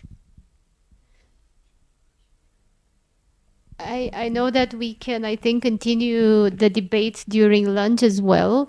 And if there are questions, because I know that we've had a large audience online as well. I know, and then I speak under the reserve of the panelists, but perhaps they would welcome welcome questions or to be approached by the potential claim holders, by other practitioners interested in exploring both cross-border asset recovery and third-party funding further. I want to extend a huge thanks to everyone involved in bringing to life this project, but mostly to Richard, to Michael, to Kiran, who is still in the UK, and obviously to Razvan, who has again, this project is to some extent his brain child, and Angela and the rest of our colleagues, but mostly to the panelists and to the audience, the people who have watched us and who have asked us so many interesting questions today. I know that there are some discussions are still lingering outside, so we hope to really continue this debate over lunch, perhaps. Same as Juliana, I want to thank everyone for being today with us online and offline. We had two very interesting panels, one very practical, one on construction and energy disputes, and a very sexy one on cross-border asset recovery and funding. So I hope we'll have other debates as the one we had today. And thank you, Juliana, and amazing Mushat and Associates team for hosting us today. Same here. Thank you, Daria, and everyone at Juridice. It's always a pleasure to team up with you, and you've really brought this event and the interesting debates here to so many more people and so many more practitioners. So thank you.